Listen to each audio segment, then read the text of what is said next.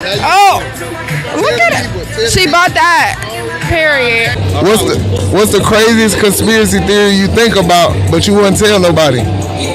Conspiracy theory. Yeah. You got one type there? Craziest conspiracy theory. Pizzagate. They all did that shit. They got the island. Yeah, Bill Gates. Goddamn the first lady. Goddamn the Trump. Yeah, all of them. They tapped in. Hey, Mike, what's your worst breakup story? My worst breakup story? I caught him in bed cheating and I whooped that. Oh, man. That's sad now. All right, next question. What's heavier, a pound of pillows or a pound of pennies? A pound of pennies. Pound of pennies. This is the last one. He can't even say it. He's gonna dial. I'm not going to answer that question. Yo, welcome to the New Normal Podcast. Today, we got a fire topic. What are you leaving behind in 2023? I got some special guests. We got 3 repeat offenders and 1 newbie, so we got to break her virginity in. Alexandra, did I say that right? You can call me Alex. Alex is here today. Make sure y'all talking to y'all microphones today for good clarity. Say something on your mic real quick. Something. Say something on your mic again. Something again. Okay. I had to cut you up a little bit more because you're a little low. But we asking, what are you leaving behind? Alex says she leaving behind. What you was leaving behind this year? The word sassy. Sassy. You said Ozempic. And BBLs. And BBLs. Okay. Chris, what you leaving behind? Bad habits and addictions. Ashanti, what you leaving behind? I'm leaving behind men whose beards don't connect and also men under 6 feet. Brad, what you leaving behind? Man, procrastination, man. Procrastination. Oh yeah.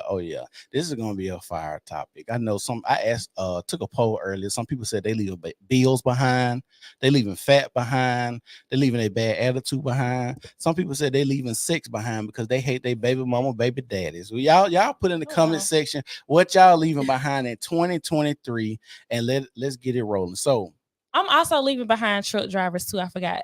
Why truck driver? I drive trucks. Why you leaving behind? Well, you don't date me, but it's still, that I'm saying that. Yeah, I would say specifically the ones that travel state to state because they do drop off families in those little states, and then they do lot lizards too, and I don't really like that. So I'm leaving them behind as well. I'm gonna let y'all know I don't do lot lizards. Lot lizards, they look hard. They look horrible. Horrible. Some of the lot lizards. The lot lizards look really bad. I ain't gonna lie to you. I've never seen one that I'm like, oh yeah, I'm gonna risk you for that one. So she's leaving behind truck drivers. I'm gonna say what I'm going to leave behind is bad money management. That has always been my biggest issue. I always pretty much made a lot of money, but I always blow it on frivolous things. And I think it's a spiritual aspect behind what you do with your money and how you get money. But that's a different topic for a different, podcast, because I do want to talk about the spiritual aspects of money, But I want to leave behind male purses. I do agree. The man bag. Don't forget the nail polish as well. Yeah, I want to leave behind the nail polish. Yeah. Drake had nail polish, yellow nails, and I'm like, bro, I don't know what's going on. We leaving behind nail polish. I want to leave behind the purses. I see there's a lot of fruity stuff going on. I want to leave behind the men that get successful, since I want to be very successful and end up being gay or come out like Diddy and stuff that like he had his freak offs and stuff. So I don't want none of that associated with getting rich or being a powerful man, especially a powerful black man. I want to leave behind the black man, the degenerate black man that's successful in 2023. Your Tyler Perry's, your Diddy's. Speaking of celebrities, I do want to leave behind Gabrielle Union as well. Her talking about how she likes to, eat that booty. Yeah, eat her man behind and still do 50-50 with him. I think that is absurd. Because she said, but it makes sense though. It makes sense why she want to leave her man behind. Yeah, I mean, why she wanted to do 50-50. Yeah, it does, and it doesn't make sense to me. Because he did have a side baby, and you're going. There was a break baby though. A break baby, a side baby, whatever it is, and you're going 50-50, and he going 100% in the other household, and you're eating ass. That's crazy to me. Yeah, and so I'm leaving her behind. Terms and conditions though. I want to push forward. I want to push forward with Savannah James. She's really showing us the way. Gabby, they need to snatch the mic. immediately.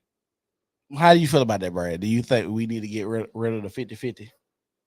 Man, honestly, in this economy, bro, you gotta do is work for you, man. You gotta Yes. do work for you. Yeah, I do agree. Honestly, bro, because I mean, when you look at just inflation, it's just gonna only go up.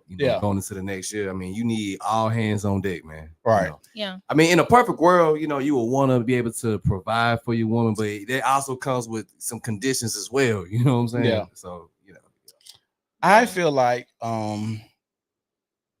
you can have 50-50. I think it's a topic that's been ran in the ground because most women that I've talked to seem to go 50-50 with their men. Just most of them that I talk to. It's just very rare that your man paying all the bills and you ain't gonna pay nothing.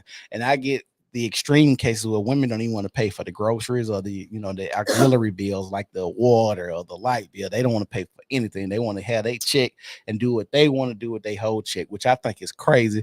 You need to have some type of contribution because what you going to work for? You might well sit at home and take care of the kids if you're gonna still go to work. But that's just my take. What you think, Chris? a lot of chicks want to keep their job and have their money because it's backup money, just in case they get bored with the nigga. I have my little stash I can leave. I don't have to ask him for a handout. I can go and get my apartment, get my crib because I got stuck and took my own little money. That's really what it is. Yeah. But you look at the economy, it's only a small percentage of couples that have a man pay all bill relationship because it's only 5%, 10% or more that can do that. The salary, you can look at the salaries across the board. The average man making what? 48,000. White man making like 56, 57,000. Nah, I think it's a little closer than that. I mean, give or take it's like inflation. 51 and 53. But I'm saying you give or take with the inflation. So it's not that many households that can operate where a man solely paying the bills. And if he is, he left with nothing. Yeah. So the woman wants usually increase as she get older. I seen some anonymous posts going around, and this chick saying she thinking about divorcing her husband. They've been together 20 years, but now all of a sudden she want to go to Jamaica. She want to go on these elaborate trips all of a sudden. More likely social media influence, and because the husband is just a homebody, he don't want to go. She's saying the relationship is worth throwing away because she want to have a man to be able to go on these trips with her after he done stuck with her 20 years and took care of everything. Now you want to go out of town and do all of this, but he don't. You gonna throw the relationship away? That's sad. Is So- he a felon? Is he a felon? I don't know. Was he a felon? I mean, could he not travel? No, You just got older men. older Just don't. men, yeah. You just got some men who just don't travel like that. Yeah. Like you got like women today, especially like with the expansion of being able to just have your own autonomy. It's like, oh, let's go travel, let's go use our discretionary income to go to Jamaica, or go to Tulum, or go to Bali, whatever. And like guys, we kind of like, I'm cool at the crib. Like, But they should have known that prior to marrying me. Like, if you knew I was a traveler, let me be a traveler, but I'm expecting you to travel with me. Yeah. I don't want to do it by myself. now that'd be okay if that was known up front. I think what Chris is speaking to is this came over time. Like, this man has always been a homebody. It's like all of a sudden this woman now wants to be a traveler and stuff like that. And it's kind of like, that ain't what I am, baby. So you're trying to force me to be something that I'm not. Maybe got she 50 graduated, and that was You got 50-year-old women looking up to Jada Waiter. 45, 40 plus, Yeah. 38-year-old women talking about following Jada Waiter and all this shit. No, that's just like me following NBA YoungBoy, trying to be like NBA YoungBoy. That's crazy. So Minus dirty. the kids, though, because he has like a whole. Well, not even just the kids, the like mentality. 9 I kids. can't follow NBA YoungBoy because we in two different generations. So the influence is saying, well, why all of a sudden you want to do this? And you putting this pressure on me to do it when I told you I don't, but you're gonna throw away our marriage because you really just want to go to put on social media. That is That's- crazy. You're not though. going to get coaching, you're not going to learn the language, you're not going to She want to plant a flag and say I want to do some commerce or business over here. Yeah. I just want it because my friends talking about it in the group. She want to chat get one of them network. mud massages Yeah. on that little thing. The amount of Yes, the amount yes. of pictures I see Red. of chicks going to the same places, Places. doing the same shit thing. is absurd. Not Chris, me what- though. Put a Chris. camera on me, not me. Because Chris. baby, when I was in Jamaica, I did completely different stuff. What you did when you went to Jamaica? What you did in Jamaica? You let them stay in your Um, booty hole? Did I do what? I didn't hear what he said. I say you let them stay in your booty hole. I didn't do any booty play. Oh, okay. Mm-mm. Not this time. Okay. No, not this time. That's So when I went to Jamaica, I did ATV. I did the ATV. So we rode through the rainforest and did all of that. I did the horseback riding. We went through the water a little bit. We rode through the jungle, and I also did the Bob Marley tour. where we went to the rainforest and got some authentic Jamaican food. And then we did Dunn's River Falls, which is like this really dangerous thing. It's crazy. But you climb up these rocks of rushing water, and when you get to the top, you're just happy that you're alive. And yeah, that's what I did in Jamaica. And I went to the beach, of course. And was that a girls' trip? Yeah, I went for my graduation. Oh, and I indulged in the culture. What that mean? You smoke? I did I lit it up, the little thing. Yeah, I bought a brownie, and the guy gave me a free pre-roll thing. And I bought a lighter, and I like YouTubed how to light the thing up, and I did it. I'm proud of you. Yeah. So was you high?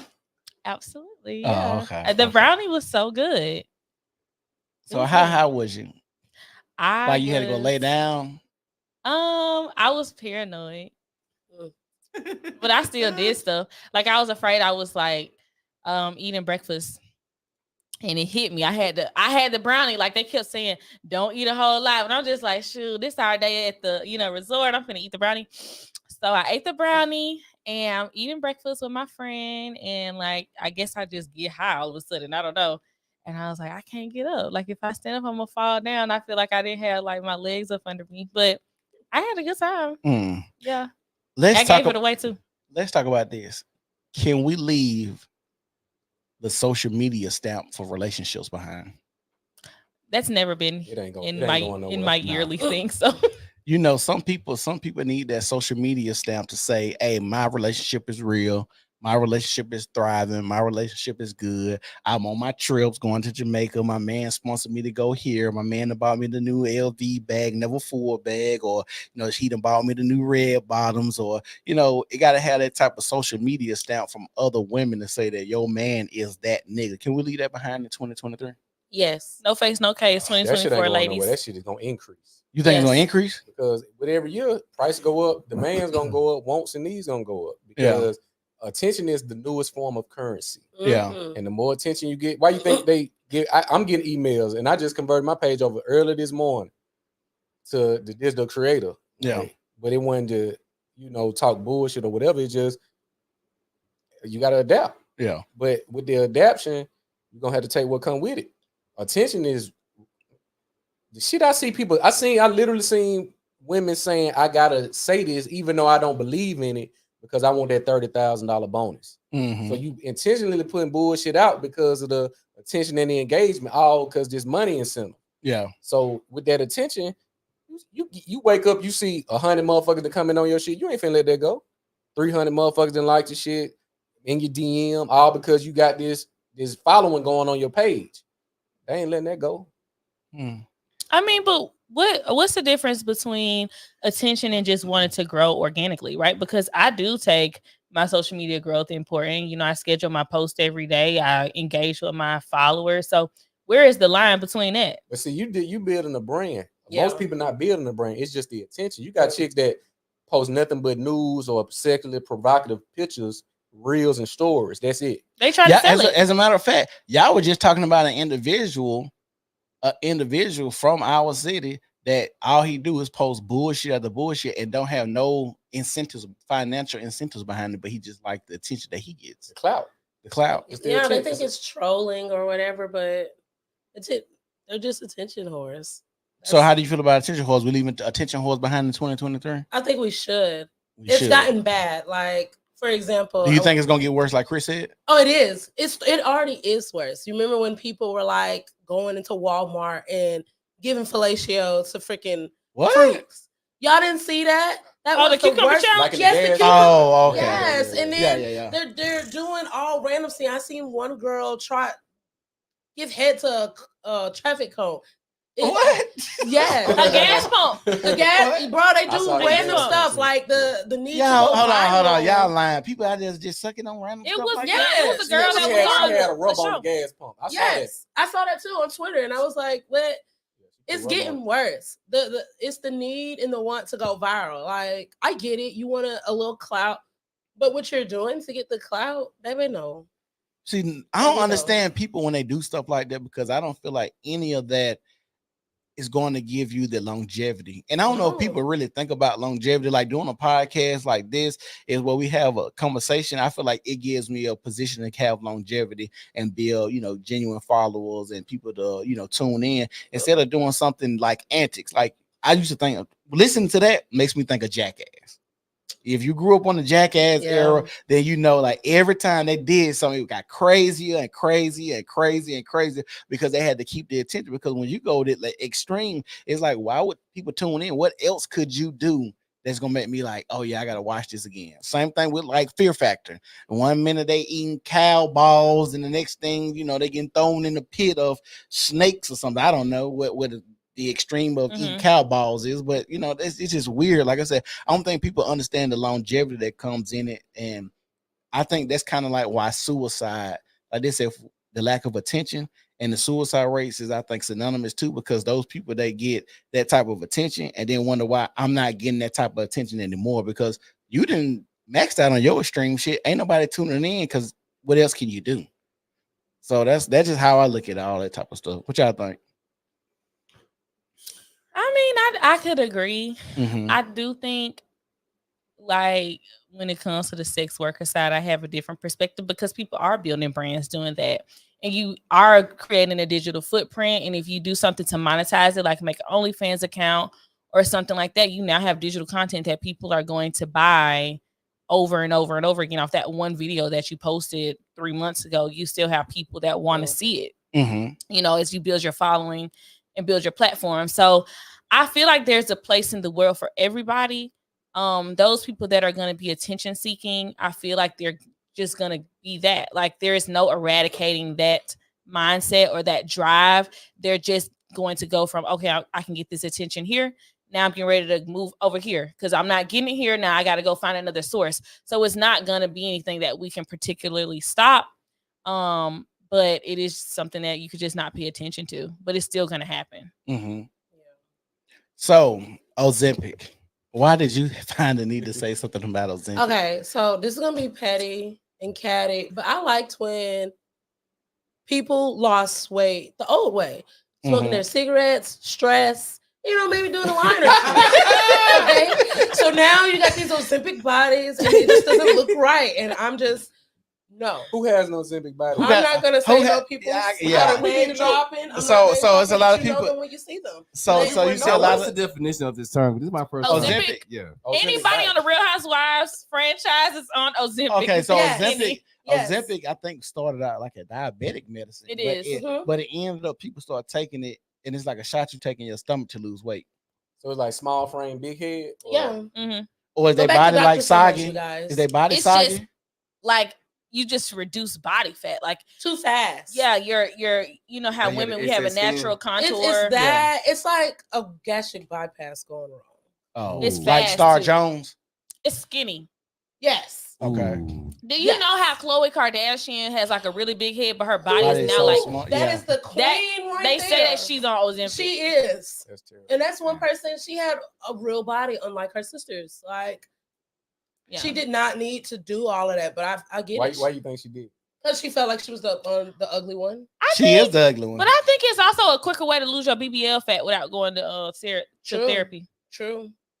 What you mean? Do you know how much you're supposed to not therapy, but surgery. Huh? Like, I think it's a quicker way for you to lose your BBL fat without going through surgery to get it taken out. What you mean BBL fat? I'm confused. Like, they got BBLs, so they got fat sucked out of an area and placed to another area. Okay. Ozempic is going to help you drop that weight, so they don't have to go back under the knife to lose that weight. And BBLs are like not tone you up. It ain't really doing no toning, but it's doing a lot of weight dropping. So you saying they go get a BBL and then they get on Ozempic? Oh, yeah. Like, they got a BBL like 10 years ago or something, and now the body type aesthetic is smaller. Okay. And so instead of you going to get the butt shots taken out, or you going to get the BBL reversed or taken out, you can go do Ozempic. Yep. And you don't have to get under the knife. You can just do a little shot and your booty gone. Yep. What? Yep. That's wild. Yep. Man, it's crazy. The amount of shit. I mean, the amount of stuff. I say I'm gonna start cussing this much. The amount of stuff women do. I'm gonna ask y'all a question because I seen somebody post this. Which is worse, being a woman that's shaped bad or a broke man? Shape bad woman. Shape bad woman. Yeah, because you. What you think? Yeah. Because I know I think it's worse because typically everybody is judged on the physical first. Before I even know what you have in the bank, I see what I don't like. A broke man. You think so? A broke man. I can build like I said, BBLs need to be gone, but a woman gonna build her body to make it look like she wants it to appeal to the man. Yeah. A broke man is very annoying. It's levels. It's like peeling an onion. But I got a reason why question. I If you had a broke man and a ugly shaped body woman standing in front of you, how would you know the man was broke though? His shoes, his Okay. hands. So you're gonna judge by what This is why I think is a woman that has a bad shape. Okay. Surgery has gone up. Like the percentage of women getting surgery has gone up and up and up. I don't see men running back to get degrees to get more money. Not that fast. Yeah. You know, I don't see them trying to figure out how to make more money. So the pressure is on the badly shaped girls. Because I don't know if you ever see those posts on Facebook where it just be like pictures of people's bodies. I don't even think those people consent to go viral. And they be like, I seen this lady butt the other day. God, somebody said, God, please don't give me an ass like this. I don't know who you seen that viral meme with the square ass? Yeah. Yes. Yeah. Or no, Who is that lady? I don't know. But we don't have no men going viral. Like, God, don't let me be broke like this one. I mean, they Okay, go viral when their girls is fellas, mad. what y'all think? Brad, what you think? Oh, I'm gonna go with the band say woman all day. Why you say that? Well, because one, I feel like when you talk about broke ninjas, I think they still at some point dealing with some particular women, they can still win. Yeah. You know, I mean, there is such a thing as the homosexual. Yeah. You know, so Mm-hmm. so I mean, hey, you're gonna always have a woman that's gonna be willing to take care of a not well-to-do guy. Yeah. But that body though, yeah. Some of y'all just permanently ruined. Like, yeah, like they just not gonna do what it takes to like lift that body. Like they got that caved in ass. You know what I'm saying? Yeah. Like you need to pull an ass. Like damn, what your cheeks Like at? you You know putting out what a dick. Can I tell you controversial one time? Okay, let's go. All right. This year alone, and I do a segment of this on my YouTube called Super Predators. Yeah. This year alone, I have seen maybe one male teacher caught up for sexual inappropriate relationship with a minor. It's been women after women, black, white, Latin American, all different flavors of races, dealing with 8th grade boys, 10th grade boys, 14. This lady, I forgot her name. She was 34. She bought this 8th grader a Glock, and she had a sexual relation. They found over 2,200 text messages between the two. So when you throw this term broke, if you got all these teachers, these just the one that got caught. Yeah. So broke Yeah, really is I not know a real what thing to women when the need mostly is innate, which is a sexual need that needs to be filled. So you think that sexual nature trumps a man Sexual having nature's money? gonna always trump a man having. Is Women that- only want that when they need that. If a woman really making her own money, it's always gonna be a nigga knocking that ass out every time. So is They that the broke reason niggas why got so the many best. women have broke baby daddies? Yes, I Of actually course. asked that question on Facebook. I'm like, did you find out he was broke after the baby? Because I'm trying to figure out how did you go through smashing pregnancy and childbirth and you just now finding out he ain't got no What's money? wrong with it? You good? Okay. What you say? My bad. No, I was just saying, like I asked on Facebook, I was like, women, do you find out your baby dad is broke? How do you find out after the baby? Because you've gone through smashing him for some time, Exactly. pregnancy, the birth has come. Now all of a sudden he a broke man. He can't get you It no was broke. diapers And and then stuff. you do it multiple times. But I Yeah. hold on, but I be That's telling why you, it wasn't a factor. but hold on, that's why I always say, Ashanti, you know my saying. Most people, the baby be what I say. People, the Are baby pregnant longer people than are the long, relationship. yeah, people are pregnant longer than they are in a relationship. That So a is lot true. of people don't have time to really, assess that this man broke or not, because you got to think the honeymoon phase 6 months to a year. So that nigga putting that wood on her, she ain't asking about, hey, can you take care of this baby? Yeah, and then we all know don't nothing feel better than raw sex. I mean, can he take care of himself? Can he buy me a good meal? But you ain't worried about if he can Y'all take care of don't care about himself. Yeah, you worried about if he come in and knock it out. Of course, not you. We just talking about women in general. A lot of women got certain fantasies. Like I said, with the these teachers preying on these young boys, they can't do nothing for them. other than have a hard penis. And that's a they can't do nothing. So you risking your career, your life, and your future because you got this stamp on you. So when you get out, you can't even be within what 20 feet, 5 miles of a school. Yep. So your whole future is at stake, and you risking this for this moments of pleasure. So the money is not a factor until it is a need. So when women end up hating their baby daddy when the child comes, they start looking at the medical bills. Oh shit, this baby costs $12,000. Oh, this ISO meal costs this $800 a month. Oh, these Pampers shit, that's another $1,200 a month. So the money start adding up. She thought she can handle it, or she thought certain aid was gonna be present that offset that with Medicaid, etc. That really don't kick into to the level she think. So now, man, nigga, you ain't got nothing for me. But now that's you doing it after the fact. So I got a question for y'all then. Haven't we seen enough on social media?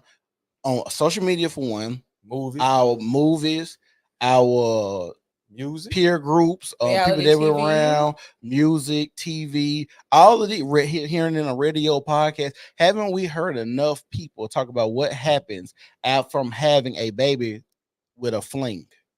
Have we not heard that?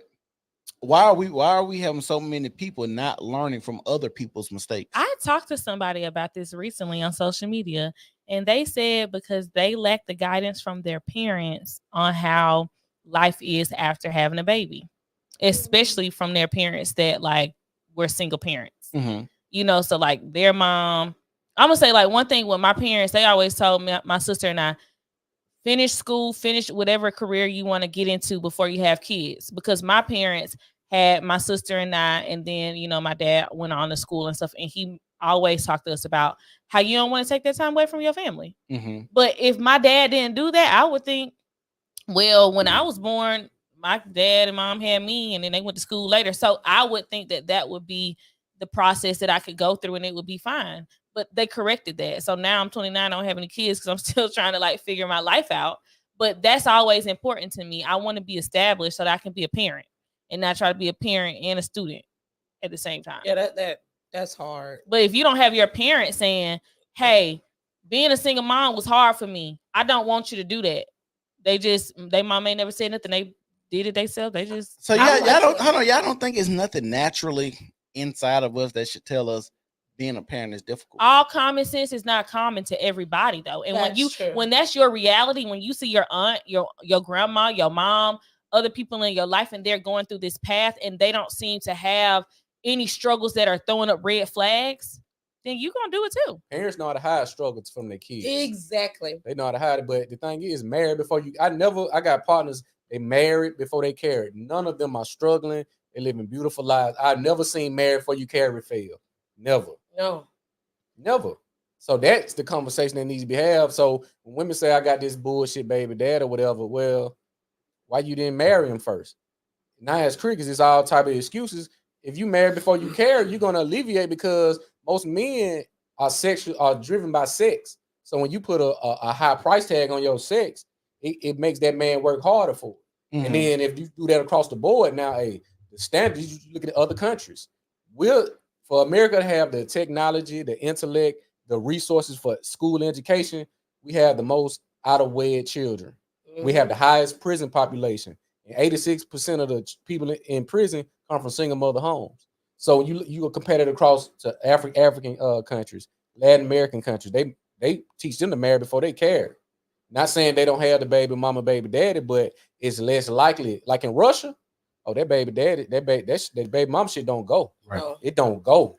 Now I'm gonna add something like Chris, like down like in South America, especially like Brazil, like they have a real high like single mother rate.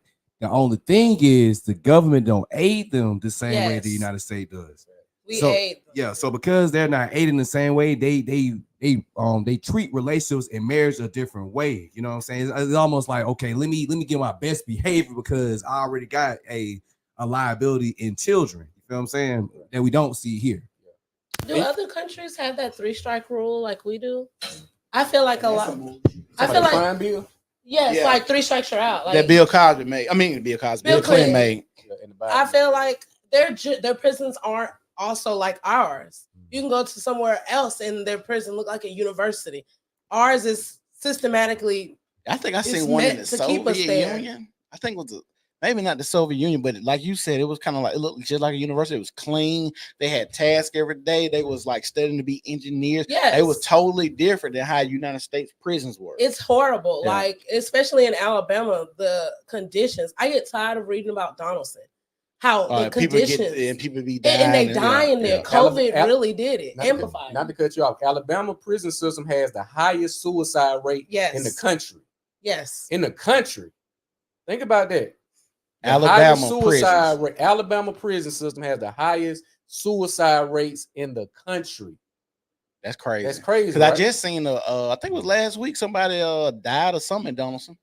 It was just last always week. dying. It's the conditions. Where is that? It's made for that because they can. I'm trying to see what Donaldson is. That sounds like somewhere down south. Like, I thought it was down south, like Mobile, like Holman, all that. Man, that prison, man, it's crazy in Alabama when it comes to that. Like, but like you said, in other countries, they're not like incentivized. That. You're not gonna get welfare. You're not gonna get insurance. You're not gonna get that tax break because they waiting tax time about to roll around. You're gonna get a couple grand. So anytime you have a high population of women versus the men, you're going to get some baby mamas. It's inevitable. So you look at the prison system, or our prison system, you got a lot of men, school to prison pipeline. That's going to weed out a lot of men out already anyway. Yeah. So you're going to have women sharing the same type of men because what's perpetuated? Hey, women, this the dude that you need to like and style now. Brief false law. The term, women making up the terms and conditions of what's in vogue, and the guys, they see that and they're like, okay, well, this is what she like, this is what's in season, so let me be that guy. Just like I guess around in the 90s, when you had your Adina Howard coming out talking about she needed a thug or roughneck. Need a roughneck, But that motherfucker still fine. Hey, I'm gonna ask y'all this. So I mean, my wife was having this conversation, right? And I told her, I was like, people should get chipped up, right? I know this is government overreach what I'm about to say, but people should get chipped up. And after and only when you make a certain amount of money yearly and have a certain amount of money saved, then and only then you can have children. What do y'all think about that? Yes, because there's some idiots in this world. What y'all think, fellas? Depending on what the side effects, I think it need to be something in place that's going to reinforce the carelessness of how, because one thing that we had a conversation, and the one thing that is never taken into consideration are the children, just like with the sexual inappropriate relationships. This boy is 14 dealing with a 32-year-old woman.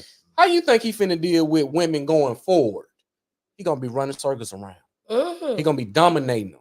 He's gonna be a menace. I just had a 34-year-old woman, baby. You 16. What you gonna do with me? You can't do nothing with me. So they don't never talk about the children and how these environments and situations will impact the children. And so you look at today, you see these kids running them up. These kids running up in these Nike stores, stealing. All type is out of order. It's chaos because you come from a chaotic environment. You don't have no consequences. You might as well get ready. Yeah. Hey, if y'all watching the video, y'all make sure y'all like the video, share the video, follow the page. We will appreciate that greatly. Put in the comment section right now what y'all would like to leave behind in 2023. I had a conversation with some young ladies in Casanova Friday night, and one of the girls said she want to leave behind her baby daddy. Yeah. Good luck. Yes. Can we leave behind baby mama, baby daddy ish drama? We gonna bring back Married Before We Carry. No, I know a lot of these things sound archaic, but it seemed like I don't know if we rebelled or we wasn't taught shit properly. I definitely rebelled. And it might have been a combination of both. We might not have been taught well. And you got to think, I don't think our parents adjusted for the advent of technology and the access of technology in the home. Because you got to think about it. When I was growing up, and I remember my grandparents was talking about how if they had a TV, it was only one TV in the house. And they had to share their TV, and certain people had TV time. So your mother or father got to monitor you on what you got to watch in that. And now you got a phone. Your son, your daughter got a phone 24/7 in their hand. They get to watch, porn, get on Twitter, talk to their friends all day. They get to do whatever they want to because they got a phone in their hand 24/7. I mean, I think that's subjective, right? Because I grew up with my parents. They were the access point for me. I learned about things at school, but I didn't have access unless it went through my parents. And even that went down to my cell phone. Mhm. Like I had certain limitations on my cell phones. My parents were on my behind until I was like a teenager, and they drilled into me the things that make up my character today. Would you say And that was normal? I would say it was normal within my community of people. I would Mhm. say that. I Mhm. don't know about other people's situations. As I've gotten older, I meet people with different backgrounds. So they have different experiences. But from the people in my close circle, they had very closed access to, I mean, even things that I listen to, songs. You know, I talk to you all the time. I haven't seen all these movies and stuff. My parents wasn't going for that. I was not 3 years old watching Players Club. You know, Yeah. my mom was like, no, you finna watch Disney Channel. You're gonna be watching Kids Bop, Sammy, Backstreet Boys. Like those were things I had access to. And so I think it really starts to your parent. Your parent is the ones that's buying this stuff. I can't believe that you're buying things for your kids and you're not even fully versed on how it works and things that they will have access to. So have y'all seen these videos of these mothers twerking on these little babies, these little baby boys? Oh, man. Man, yeah, bro. I don't like that. I have a son and I would never do that. That is so sick to me that I'm seeing so many women twerking on their sons, and we ain't talking about like But no say that- 15. We talking about like I seen 5-year-old. 6 month old. I seen one in a 6 month old barely holding his head up. She just twerking and thinking the shit cute. I'm like, bitch, you need to put that baby in a stroller or a crib. Like the nigga about to Give him some fall neck over. support. But see, Yeah. I'm telling you, God, this been going on for a while though, bro. It's just, you know, you got a camera phone now. Yeah. You know what I'm saying? Yeah. Yeah. Yeah, it is Breastfeeding thirst trap. sexual harassment. Oh, bruh. Let's leave the breastfeeding thirst trap behind in 2023. And this is what I hate. It's her body. She that's her autonomy. If she She wanna just feeding her baby. breastfeed her child on TikTok, if she wanna pull it out, if she wanna, you know what I'm saying, let him suckle or her suckle on her breast, she can do that. That's bull. That's They had no bull. grandmas. That's bull. Because the grandmas used to make you cover it up, go somewhere. Like, y'all doing this to my body, my choice. No, y'all doing it to fit your So narrative. hold on. I'm gonna say this for us. We all from Alabama, pretty much. Shanti Moore is a transplant. We basically all grew up in Alabama, right? So you are a transplant. You didn't come in to high school. I came here when I was young. Oh well, okay. You long enough here. Okay, my bad. Don't look at my bad. So are the things that we're talking about, is that because we're from the South and we more conservative here? Yes. Yeah. It can be, yeah. Yes. Yes. So why, when we had this conversation with other people from Alabama, that's just us five in here. 1, 2, 3, 4. Yeah, 5 in here. Make sure my numbers right. Us 5 in here. Why does it seem like so many people that's from Alabama and especially Birmingham seem to have a different upbringing, or seem like when we say stuff about married before carry or not letting your child listen to certain things, it seems like we're talking in another language? Why is Because that? we don't have a lot of liberation here. And a lot of people, but I'm a lot saying, of places do. But I'm saying for the other people that stay here, why? For it seems like us right now, we seem like a same group of people. But if you go talk to somebody else, maybe like you're not from the projects, I'm not either. But if we go and say, hey, you maybe should have been married before you had this baby, that might have been the issue. Well, like in my immediate family, my parents, one of my parents is actually from Alabama. One of my parents is not. Mm-hmm. So it could be the fact that I had a parent that was actually born in Europe and spent time living other places before they came to Birmingham. And I have a parent that's from Montgomery. You know what I mean? And so that could be it. Just the fact that the two people that are raising me have two perspectives on life that could be different.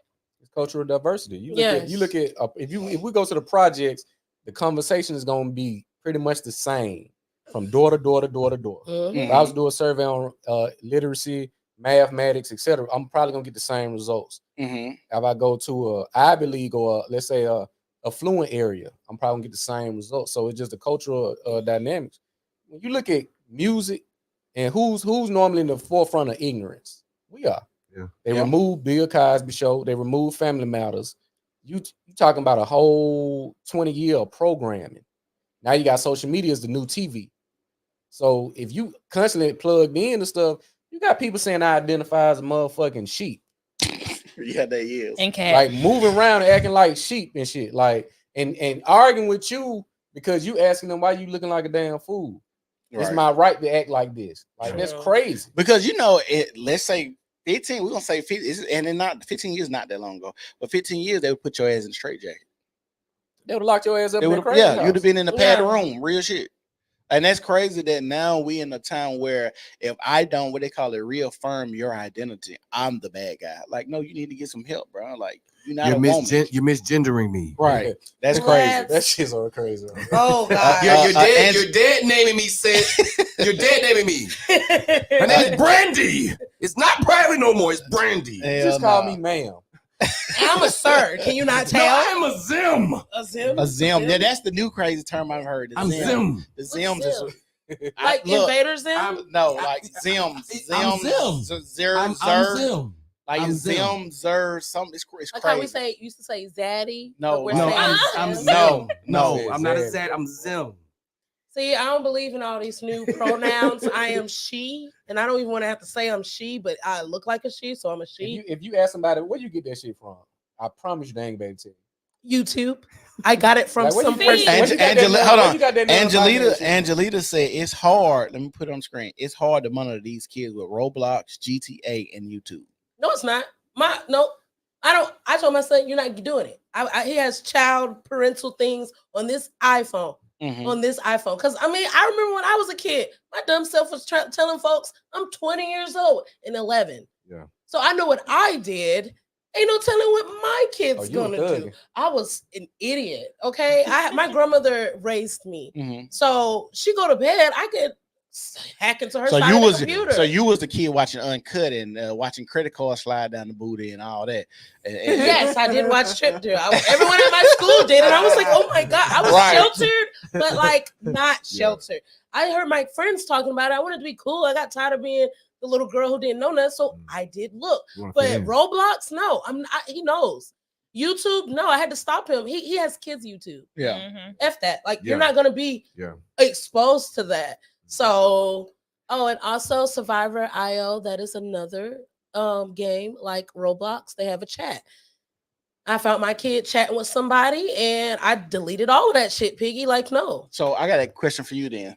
Since you say you was wild, did you get in those chats that we was getting in and we was growing Oh up? yes, I had. There was You was in the chat website Teen room? Chat. I was in AIM. I was doing everything I saw AIM. my friends do. AIM. I ain't check. Yeah. AIM, yes, it was AIM. Black Planet. You was on Black Planet? No, my sister was, but I didn't. I was on GS Poetry though. Oh, I don't know what that one is. Oh, GS Be- Poetry was Bebo- a poetry stuff. Bebo was high. Bebo, I was a Bebo yes, guy. my Oh, grandma My mama shut agreed it down. until she saw what was on there. That's after my time. Well, So- we had to be by my mama I had shut that MySpace shit too. down. Yeah, everything my Bebo. sister Hey, I had. still check my MySpace to this day. No, I deleted that. It got Why too you checking wild. Cause I just want to look at the little floozies I used to talk to back in the day. See what they The look fact like that you now. can still I don't in even know why operation log is in amazing. or I'm glad I MySpace. deleted it. What?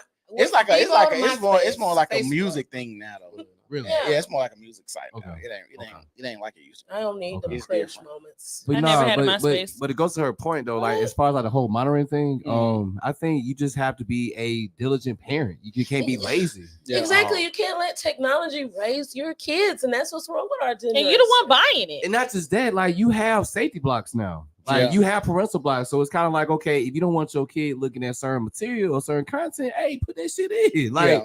it's like, come on, man. We got smartphones, we got smart TVs, you know.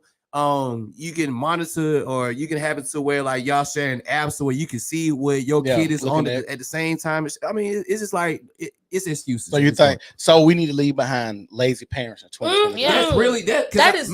matter of fact. I'm sorry, y'all. I had a conversation with one of my best friends. He's an assistant principal out in like Houston, Texas, right? Okay. And he was just talking about like the parents and what he has to go through as an assistant principal. And I was telling him, I was like, bro, 90% of y'all issues is not necessarily the kids per se, but it's the parenting that they don't get at home. Mhm. Because it's like you expecting these teachers to come in and not only be their instructors, be their disciplinarians, be their bodyguards, be their therapists. Y'all asking for them to do so much in just 8 hours, Right. Yep. you know? And it's kind of like, damn, like where are the parents at? Like, where are the parents that making their kids read? You know, since we got all these illiterate children. Where are the parents that actually check their homework? Yeah. You know, kids like parents who actually having conversations with their teachers, like they know them by a first name basis, they know their schedule, they know everything that's due, they know everything that's coming up. You really don't have parents like that. And to be honest, some of our parents kind of like that. That's why, and it's a cycle. Mhm. So it's like, shit, I ain't see my mom do this to me. I ain't see my dad do this to me. So it's like, well, let me let my kid, do the same thing I did when I was coming up. But it's like it's a cycle, and it's not getting better. And see, that's why kids need to be raised in a 2-parent household, because as a person that has 2 children, raising children is a 24/7. Oh yeah, right? and I was just with him for 2 hours. And having having children and you doing it by yourself. Now, for instance, Christmas, my wife was sick and both my boys were sick. Now she had to do that by herself would be very difficult, but I was like, baby, go in there, lay down. I got the kids, giving them Motrin, swapping between Motrin and Tylenol. Like even knowing 6 hours you got to give Motrin, 8 hours you got to give Tylenol. Like knowing that to make sure you don't get them crossed up, or how you got to give it to them to make sure they don't overheat. Give them cold baths. Like those type of intricate details of being a parent and doing that by yourself. And she's sick too. Nobody to come help her. That is crazy. Every time. Something happens in our house where it takes both of us, me and my wife, to raise these children. I'm always thankful that I do have somebody that I'm like, dang, I got a good partner, a good wife to raise my children with. It ain't no pushback. We come together, we have actual conversations. Hey, my son did X, Y, and Z. How do we need to discipline this situation? How do we need to go forward? And it's just not, because that's another thing about having 2 parents. You also have checks and balances. It's like you have a person that say, hey, you're being too hard on this baby right now. You need to chill out, or you need to watch how you speak to them. You're speaking to them a little rough lately, or you seem a little burnt out by the kids. You might need to take you a few days off and let me get the kids. Those checks and balances you don't get in a 1-parent household. It's my way or the highway. And if I'm tired today, it just is what it is. And that's what I seen a lot when I was growing up. If I seen a guy that grew up in a single mother household, typically he got to do what he wanted to do. Back then, yeah. When I was coming up, like I jumped out the porch at like 10. I'm going to the skating rink, Valley, right down the street. I got cousins, all my cousins, we the same age. So it's anytime, it's 4 to 6 of us. My mom and my aunties, they cool. The dad is around, it's 2-parent, but they just so cool. And we was playing basketball every weekend. Out Friday, haircut, go pack the bag. I'm going to my cousin's house, they come to mine. We're going to the move, we're going to the skating rink Saturday. The move is afterwards. House parties, this starting at 10 years old. So the social development aspect that I got was early on. Girls calling the house. Like, so some kids get that at an early age and they learn quicker. Some learn harder too. Like I'm in 8th grade. This boy got a babe on the way. He 13, 14, a kid with a kid. Yeah. A girl got a baby. She a kid with a kid. So it's like training, trying to get in shape. Yeah. Parents think they're gonna do the same exact shit. You can't raise a 8-year-old like you gonna parent a 14-year-old. It gotta be critiqued. It gotta change. You gotta adapt, and then you gotta be looking for resources. So if everybody in this community doing the same shit, cause shit, I'm in the skating rink. This bitch jumping. Yeah. Damn, they parents just as cool as mine. They letting us come in and congregate and interact. They fighting in here, all type of stuff. So you got to look at the community. Like they say, you got people in the community, but they separate. Ain't no, hey, what you doing with this? Like, how you think about this? You ain't going to your neighbor talking about that, but if it's a party going on, hey, we having a kickback party night, you come over, bring a bottle, whatever. But when it's time to parenting, or let's look at report cards, hey, what your child got in math? We going to the same school in the same community more than likely. What their grades looking like? Y'all ain't comparing them notes, but when it's time for the party, hey, we having a party, you come over. It's just so I'm asking, when you say that, do y'all think we should come back to the time where, because I know a lot of black people don't like this word that I'm about to say, classism.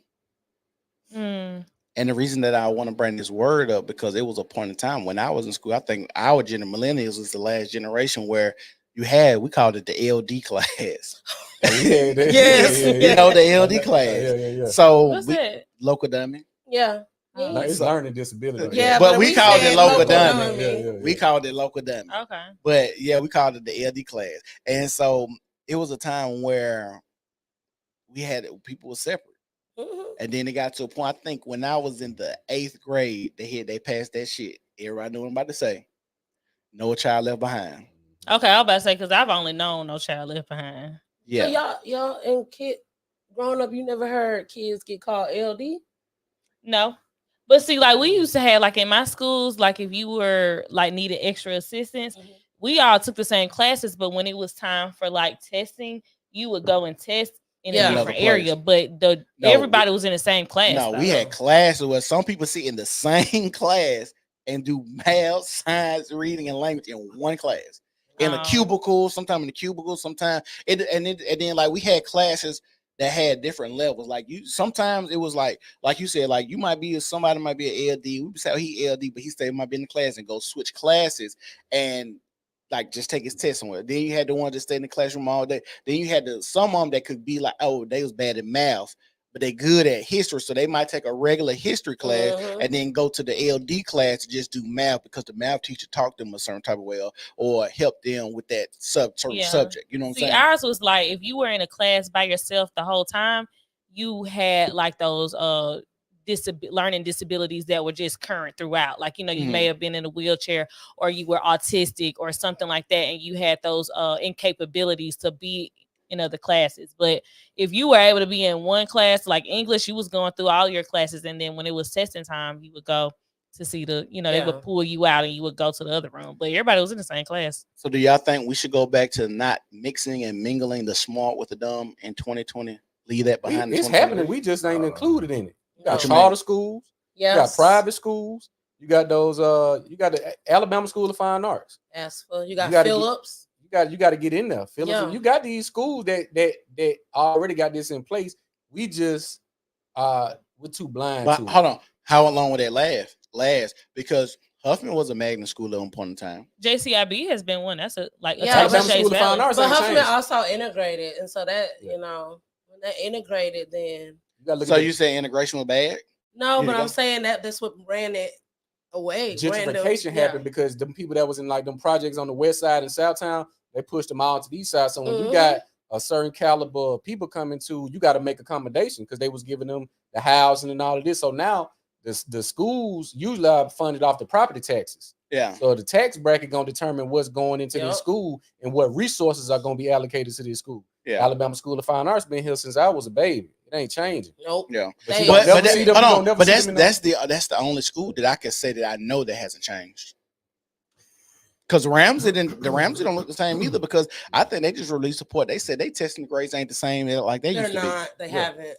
And see, the thing is, and so y'all, a lot of y'all may not know, my wife is educated, and they complaining about now. One thing is, a lot of the white people trying to come back, and so they don't want the testing aspect to be there. And so what they're trying to do is, pretty much, if you in that neighborhood, they trying to price the neighborhood out. So that's why a lot of kids ain't gonna go to Homewood or that stay because you won't stay over here. You ain't paying 500 G's to be right there. You know what I'm saying? Yeah. So that's how they do it. They just price you out so you won't be able to come to this neighborhood. So like I said, it just depends on us as people because I don't like the idea, the aspect that you got to be down to be black. And what that means is you got to come from a certain background. You got to think a certain type of way. You got to make a certain type of money. You got to be okay with certain type of degenerate shit to be black or to be down. Like I said, you can't think of yourself as, upper echelon or you got exquisite taste. You got to pee. Okay, go pee. Go ahead. Oh, here. Oh, do mine too. I'm Yes. Just take your time. But yeah, like that's what I'm saying. Like it's just us as people. We need in 2023. We need to leave.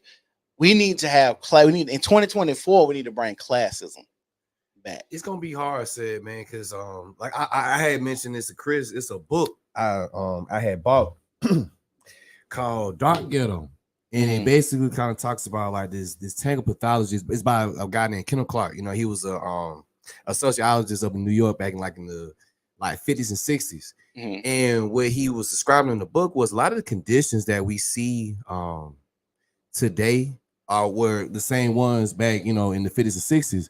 And what he talked about is a concept called tangle pathology, where it really don't matter whether you're talking about the projects or whether you're talking about the upper crust.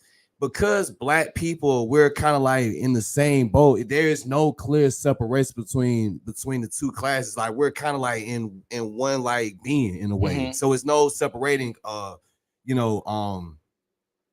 project dude from an upper crust dude. It kind of go back to that Jay-Z song, Still a Nigga. you know, you could be so accomplished, but it's like you still a nigga. You know what I'm saying? Like you still in that group, like you can't escape. You know what I'm saying? Blackness. That's why sometimes it's like all right, so are you saying you can't escape blackness within the society or blackness within us? Because that's both. It's definitely both. I think both. See, this is what I think is different. I think with us, we want to be monolithic so much. I don't really care about what other people think, because when it came time to integrate and do other things, we thought white ice was colder. Just think about when integration happened, you got the Negro Baseball League went on in 2 years. That was an infiltration move though. A lot of that. Well, hold on. It was right, but you don't get certain things don't happen unless certain people are okay with it. It was okay because it was infiltrated. If I don't know what you really doing, like let's say Margaret Sanger, Planned Parenthood. Hey, we're gonna. But hold on. Let you I'm gonna say this before you go. They had the Moynihan report talk about all this too, though. Yeah, and that's what the Moynihan report based on his findings on was Dark Ghetto. So that's what I'm saying. You had a lot of reports that was telling people, hey, when integration and stuff happened, when Section 8 happened, all this other stuff around the same mixture, this is not going to be what y'all think it is. And so many people wanted to think it was going to be kumbaya. And I always say this: you only do certain things to certain people if you think they dumb, or you don't think they know better. Everybody that's that visionary, like Bill Gates, and I'm not a fan of Bill Gates, but when he went to a few places, they said, "Man, you crazy. Get out of here." Yeah. Bill Gates' children don't have no cell phone, but look at what Bill Gates, look at his worth, look at his net worth. So you're gonna have a lot of prophecies that are not gonna be welcome. You got a lot of people that got that vision. They're like, man, you don't know what you're talking about. You crazy. And then you look at the fallout by ignoring that. So you got those reports that's giving forewarning. Yeah. Malcolm was speaking against Martin with the internet. Like, we don't need to integrate. Yeah. Like, look at what would happen. He was calling this out. Yeah. So when you have a popular person, let's say like a LeBron James, all right, from an athletics point. If LeBron James speak on basketball, people are gonna listen to him. If Phil Jackson speak on basketball, they may not listen to him like they're gonna listen to LeBron James, but Phil Jackson is a 11 time champion. Yeah, 12. You consider him as a player. Yeah, 12. So he got 12 rings, but LeBron is the more popular, and he gonna identify more. So we ignore the flags and all of that because it ain't coming from. It's the messenger.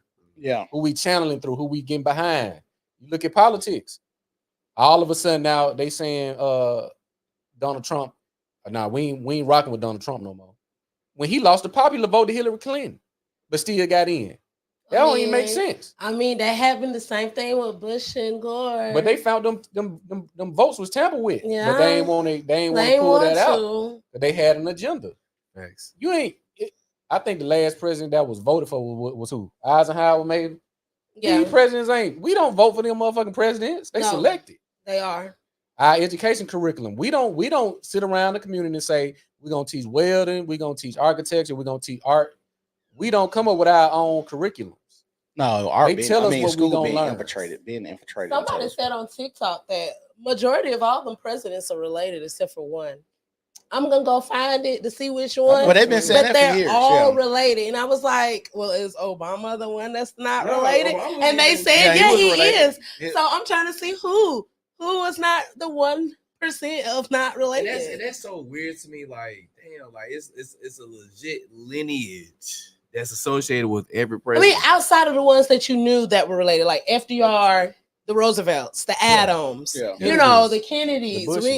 Exactly. But the rest of them folks, I would have never, like, who's related to Abraham Lincoln? That's what I wanted to know. I didn't know he was a part of that. He grew up. But it's not hard to believe, because when you start seeing senators and congressmen and women, you start seeing that so many people, fathers or sons or something like that was a congressman. Now you the congressman. It's just a repetitive cycle. They don't want to give them seats because they make so much money. So it's just a crazy thing. I want to ask y'all this: in 2023, should we leave behind our black leaders? Your Dr. Umar. We don't have no black leaders. We don't have black leaders. So y'all don't consider them leaders? No, I don't believe in Dr. Umar. Hold on. So let them tell it they black leaders. Dr. Umar no, he's not a leader in my eyes. No. Why not? Because he's supposed to have this school been built, and when has it been built? Ever? Hold on. Look. He said this is what he said. He shows pictures and videos of him outside of the school, and it ain't open yet. He said he got the building, it just ain't open yet, and he's supposed to open it next year because people keep asking him. But I also don't like Dr. Umar because I was like a few months ago, a window got busted out of the school, and he was like, "Yeah, can y'all donate some money to get the window fixed?" I'm like, "Nigga, you got some money to fix this window.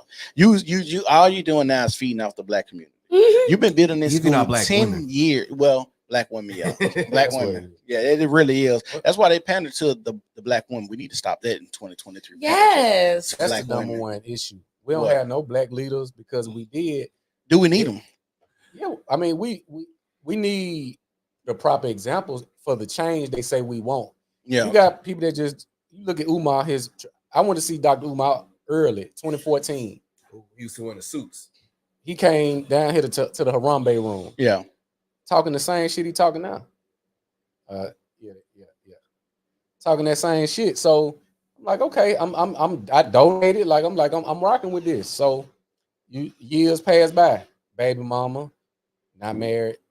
Baby mama again, not married. But you telling black men they can't date or marry white women or women that are non-black. So you a hypocrite at this point. Mm-hmm. That's the chance. Is that? But yeah, like I said, we don't have no leaders. Is it empty? Is that empty? I can't even think of one. Does Ben Carson count? Who, Ben Carson? Yeah. I mean, before he was part of the Trump administration, I don't think we have leaders. I think we have personalities, and I think Carson would be more so of Ben Carson, the doctor, a luminary, the neurosurgeon. Yes. Yeah. But so is he a self-proclaimed leader like a lot of these Tariq Nasheeds and your other people? Again, I don't look at him as a leader. I look at him. But I'm saying from them self-proclaiming, even if you don't look at it. Okay. These I are never people heard Tariq Nasheed say he a leader though. Well, he did. I have. Well, because a leader got to lead you somewhere. He never said he lead you nowhere. Well, he said he was a leader. Just giving you information. He said he was a leader. I heard him. I ain't never heard him. Yeah, I heard him say, like, even when he was talking about building this museum in LA, he was talking about that was part of him being a leader. I'm not familiar. Now, being a leader is one thing. Being a leader for black people is something totally different. When you say being a leader for black people, but he said he always fought for like the black cause and stuff. But then he had contradictory statements all the time. Yeah, that's why I say we don't have no black leaders because you got to lead to somewhere, a destination, a condition or something. Building museums and all of this really don't do nothing. But it's gonna generate fun, but for what? We don't create nothing. That's what we need to get to, producing our own materials. Will we ever get to that? We will, but it won't be in our lifetime. Why not? Because the infrastructure won't allow it. You look at Black Wall Street. You look at what there was in Pennsylvania in 1983 when they bombed in Philly. Like you had a bunch of different Black Wall Streets, Rosewood, Florida. Yeah. You had you got these. They like, oh shit, they doing for the underground cities, the flooded cities. That's like Seneca Village. Yeah. You got all of these places that were producing their own, teaching their own. Hey, we got to get them out of there. They about to liberate. We can't have that. It's like every time we try to put ourselves in a better position, we're knocked down. And I don't want to say it's always systematic, but I mean, history. I mean, damn, this kind of like it feels like it. Like when I look at I'm what you talking about. I want both of y'all to answer, but I'm gonna let you answer first. So if you feel like it's systematic, and what he said later on down the line, you don't think people would be been infiltrated by that time to where even if a black person does rise to the top or build something or produce something, they're gonna be working with the system? What you think? I think how can I put this? I just go by about a history. When we did have people who were doing stuff, they killed them. Mm-hmm. We had King. Mm-hmm. I agree with some things, but me, as I do my research, I agree more with Malcolm X. Mm-hmm. Call me what you want, but I feel like in my personal interest, integration was probably the worst thing that happened to us. And he admitted that. He admitted it in his life. You know, I think I've led my people into a burning building. Because Martin, he went back to correct because he said he started focusing on the economics. Mm-hmm. But the reason, what you look at America and you look at how America is operated. America, when you looking at domination, it ain't no holds barred. No. They dropped a bomb on Hiroshima. So when we get to the point where you look at Toussaint Louverture in Haiti, that's the one of the most successful slave revolts against white supremacy ever. Unless you're willing to go to that extreme length to liberate your people, you're not gonna get nowhere. That's why I say in our lifetime, we ain't gonna see that kamikaze. You look at the Middle East, what's going on now with Gaza and Israel. You got these, hey, put that bomb on that 7-year-old baby, send them out. This for the cause. How bad you want to be free? I'm gonna blow myself up. Yeah. So if we don't get to that level of where we want to do the most extreme thing ever, we ain't gonna get there. Because America, they willing to do it. Look at what they did with Tuskegee. Yeah. Hey, Margaret Sanger.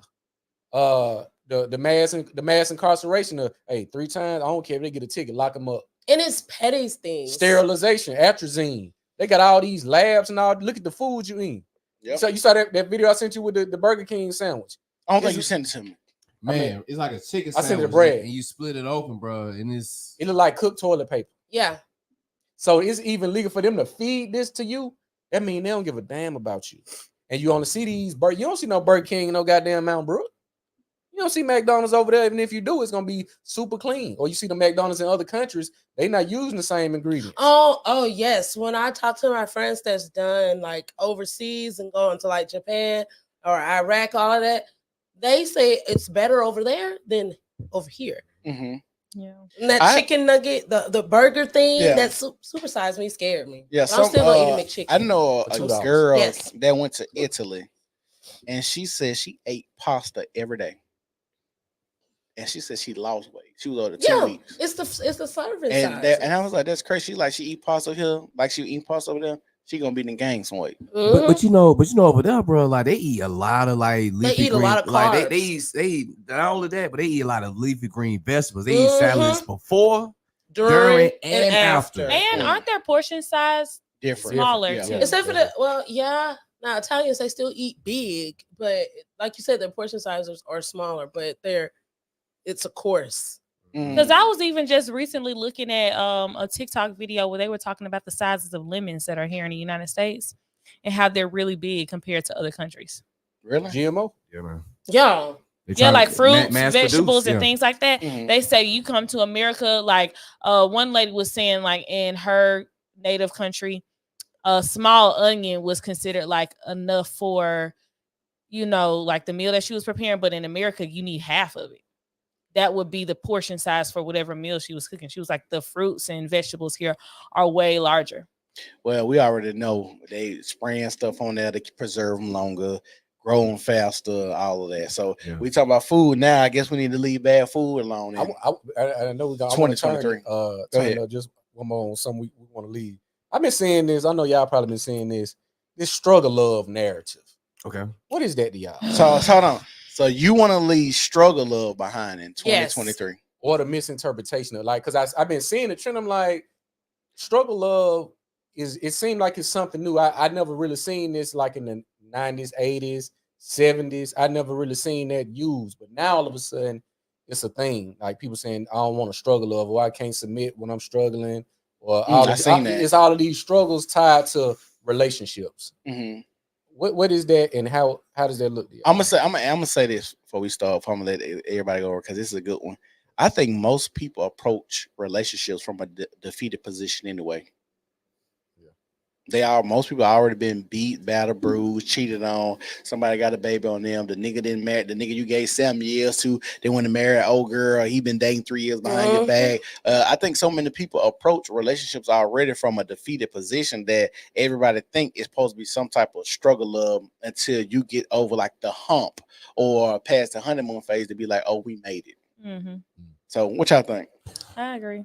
I think, man, like for a lot of us who are in their 30s and older, I think many of us have been on the market too long. Yeah. In a perfect world, many of us would be already married, already have at least 1.5, 2.5 children. But just within the last 50 years, and people kind of choosing to do their own things, and now you fast forward to 2023, 2024, and you see this, ever widening divide. I think, with our relationships, I just think when you think about this whole like struggle love concept, I just think it's really more so people just being stubborn and people wanting things to go their way instead of looking at it as an ebb and flow thing, like, okay, like I kind of got to give and take, or if this person don't want to fully, give in to me, then I'm not going to give it in, or if I don't want to do everything to this person, then they don't want to mess with me. So it's like everybody just being selfish. And I think about, okay, what can I do, or what can she do, or whatever the dynamic is to make this relationship work. Well, I was raised on this idea. You got to give a little to get a little. Oh yeah, facts. And a lot of people, like you said, holding on to so much. A lot of people are holding on to nothing. That's the crazy. That's the crazy thing. Hold on. I know what you're saying, but for the folks in the back, like, what do you mean when you say like holding on to nothing? A lot of people think like when I say holding on to nothing would be, well, I'm not going to submit to this guy unless he does X, Y, and Z. But you've had sex with this guy. What else is you holding on to? Exactly. You've already had sex. What else could you have leverage over to why you don't want? If you don't want to you don't want to submit, but you've been submitted.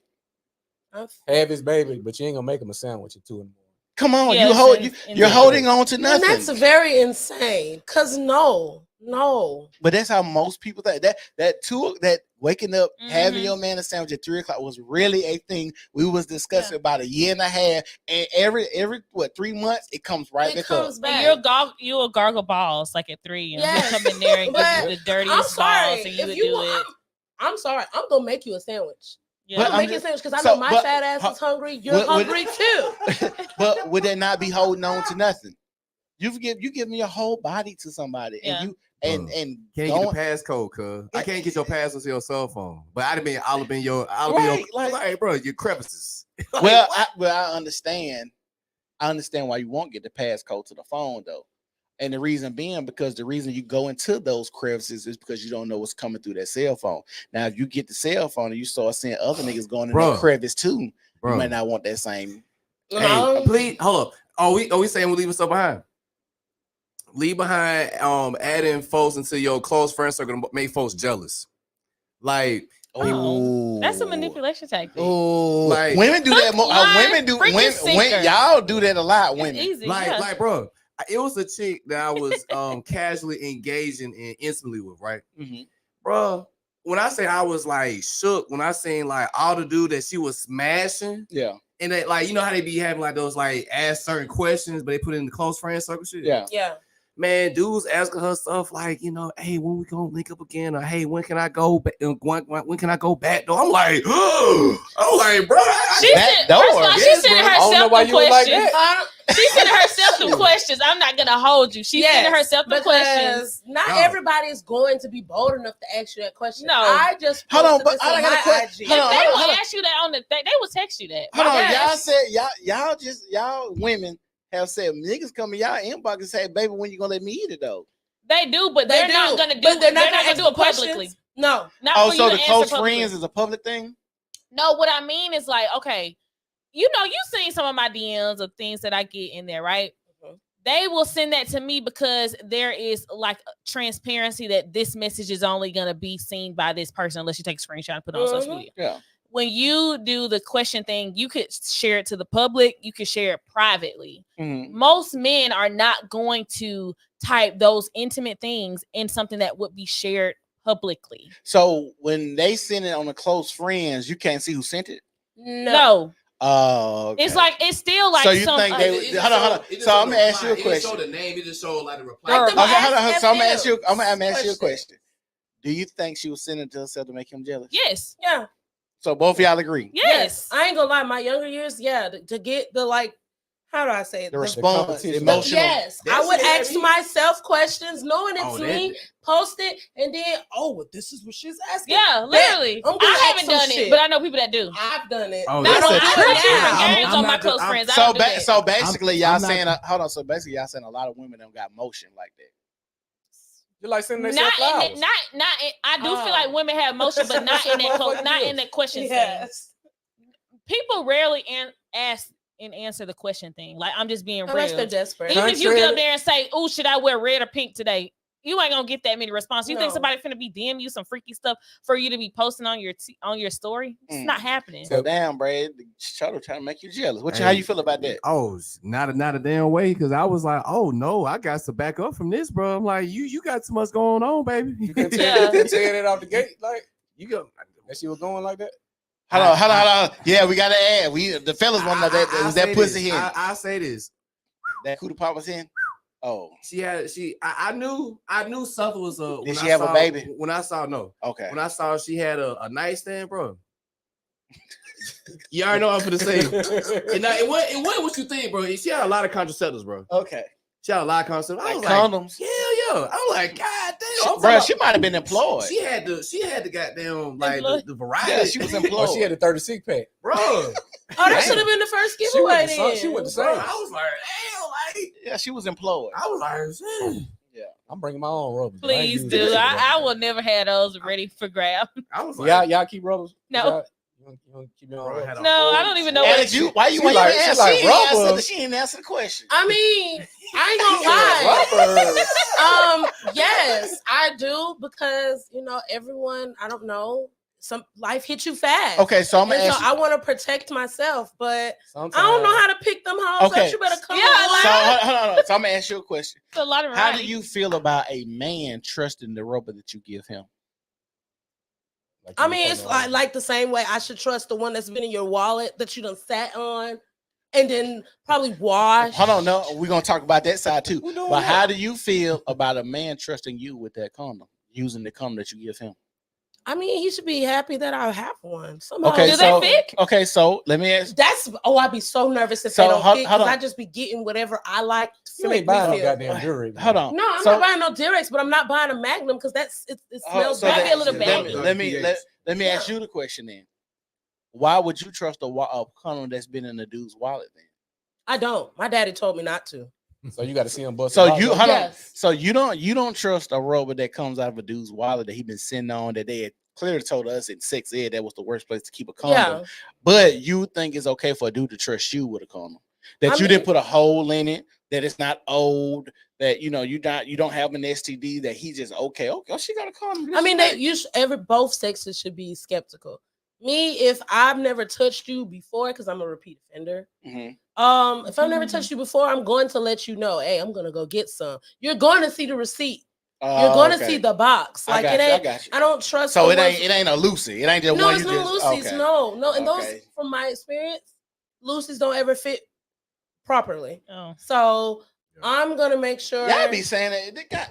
No, I'm going from what niggas have said to me. Oh, you got this. This don't fit. How many condom sizes is it? It's just regular. I don't know. I don't have a dick. Do they come in small, medium, large? I don't know. It's really like it's all small, medium. I say medium, large, extra large. You got Magnum XL, then you got the Magnum, then you got Lifestyle Durex. I'd be ashamed of buying them because I'm like, ooh, the gas station clerk knows I have sex. They do that before you buy them condoms. But still, it's obvious now. You see it. You don't want that. You don't want them to judge you. I'm weird like that. I'm sorry. But it's a stranger though. How they gonna judge you?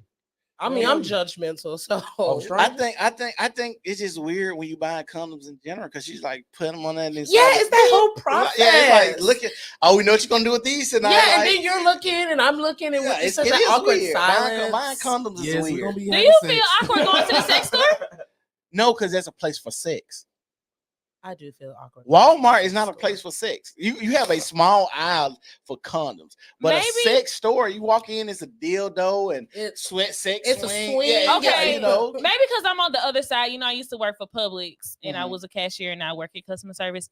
I honestly, if you would have walked in and got condoms when you came in 5 minutes later, I wouldn't even know what you got.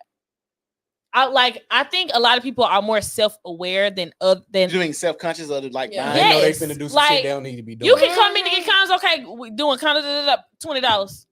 I got somebody next after you. You know what I mean? I'm finna go to break in 30 minutes. I don't care what. So you think it's the person that's buying it more? Yeah, it's really like within yourself. Nah, because I'm gonna say this. I bought some condoms before. Now the girl definitely was looking at me a certain type of way. That's weird. She's being weird. I'm being honest. Because I have been a cashier a lot. Maybe she was giving me that look because she wanted to do it. She wanted me to use the condoms on her. What you think? Maybe so. No, just the fact that it's a taboo that most men don't come to the party with a condom. Because the fact that you got one, she's looking at you like, oh. I was at work one time. This man asked me where the condoms at, and I'm like, oh, they on outside. Brothers are definitely coming to the party with the party pack.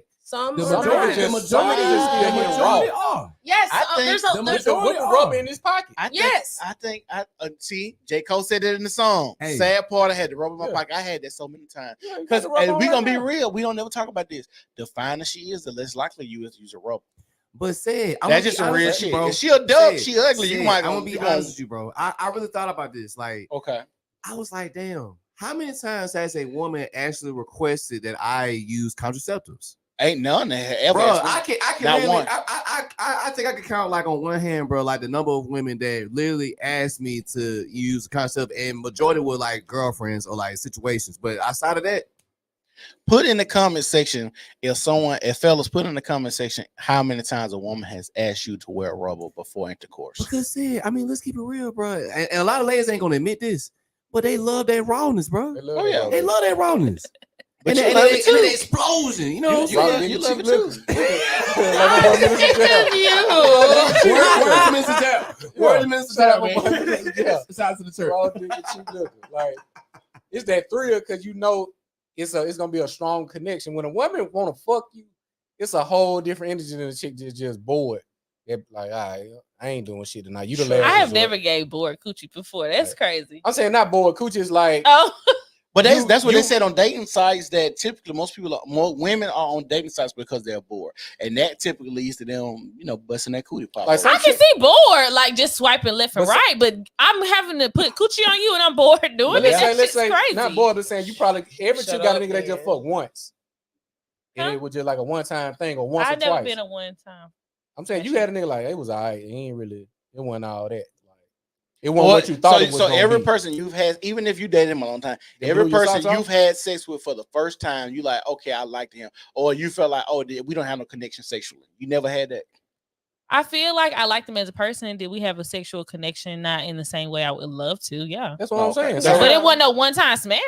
so you kept fucking the nigga that wasn't hitting you right? Yeah, I liked him. Did it get better? No. Oh shit. Girl, I would have left. I was young though. I was young. I was sorry. I'm sorry. I'm talking about like I Hey, can't. no, you know what I did. you know why she did that? He must have some money. he had something else. Did he Oh, have well some then, money? bitch, I understand. Look at that. Yeah. I wouldn't say that, but I was young and I really did like him as a person. Like, I don't think I'm gonna say this. It wasn't 100. Like Yeah. it wasn't great, but it wasn't like horrible. If a chick got that bullshit pussy, niggas ain't going back. But I No, liked it's a him. wrap. I don't Did I know. get I don't know, bro. I don't know. No. It depends. For It me, does. I've done it, but it just depends on how it was bad. Like okay, so I've had bad vagina, bad cootie pop, and it was bad because I couldn't do what I wanted to do. So if she be like, no, I don't really like this position, or I don't really want to do it like that, or it kind of hurts me a little bit when you do it like that, where I wasn't able to go like I wanted to, I'm gonna probably cut her off. Now she kind of got like, she a go girl, like she still let me smash like I want to, and her coochie might be a little trash, but I still get to hit her like I want to hit her. I might revisit her. But the one that's giving me all the reserves, like, slow it down. No, I'm not seeing her again. It does also have to do with convenience. I've had this conversation with my homeboys, and like we can go back to the topic when it says the young dating somebody younger. Me, if you can't rent a car, you can't buy my drink, I'm not messing with you. But I've had homeboys who've done that, and Talking about with women? Hmm? Talking about with the women? yes, But it's different with a man and a woman. but still, I want to protect myself. If the person I'm messing with can't rent a car, I don't need to be fucking with them. If they can't buy my drink, I'm lazy. I don't want to drive. I gotta drive us? Hell no. I gotta buy our drinks? Hell no. I don't mind it, but if the person I'm messing with, we talking about just strictly sex. but though. sex, just like that. I'm not trying to. That comes with it. Yeah. If I can't be responsible for myself, I need the person I'm messing with to be responsible too. And it's convenience. People will fuck this nothing. Proximity dating is real. I'm Yes, telling you. it is. Workplace, apartment complex.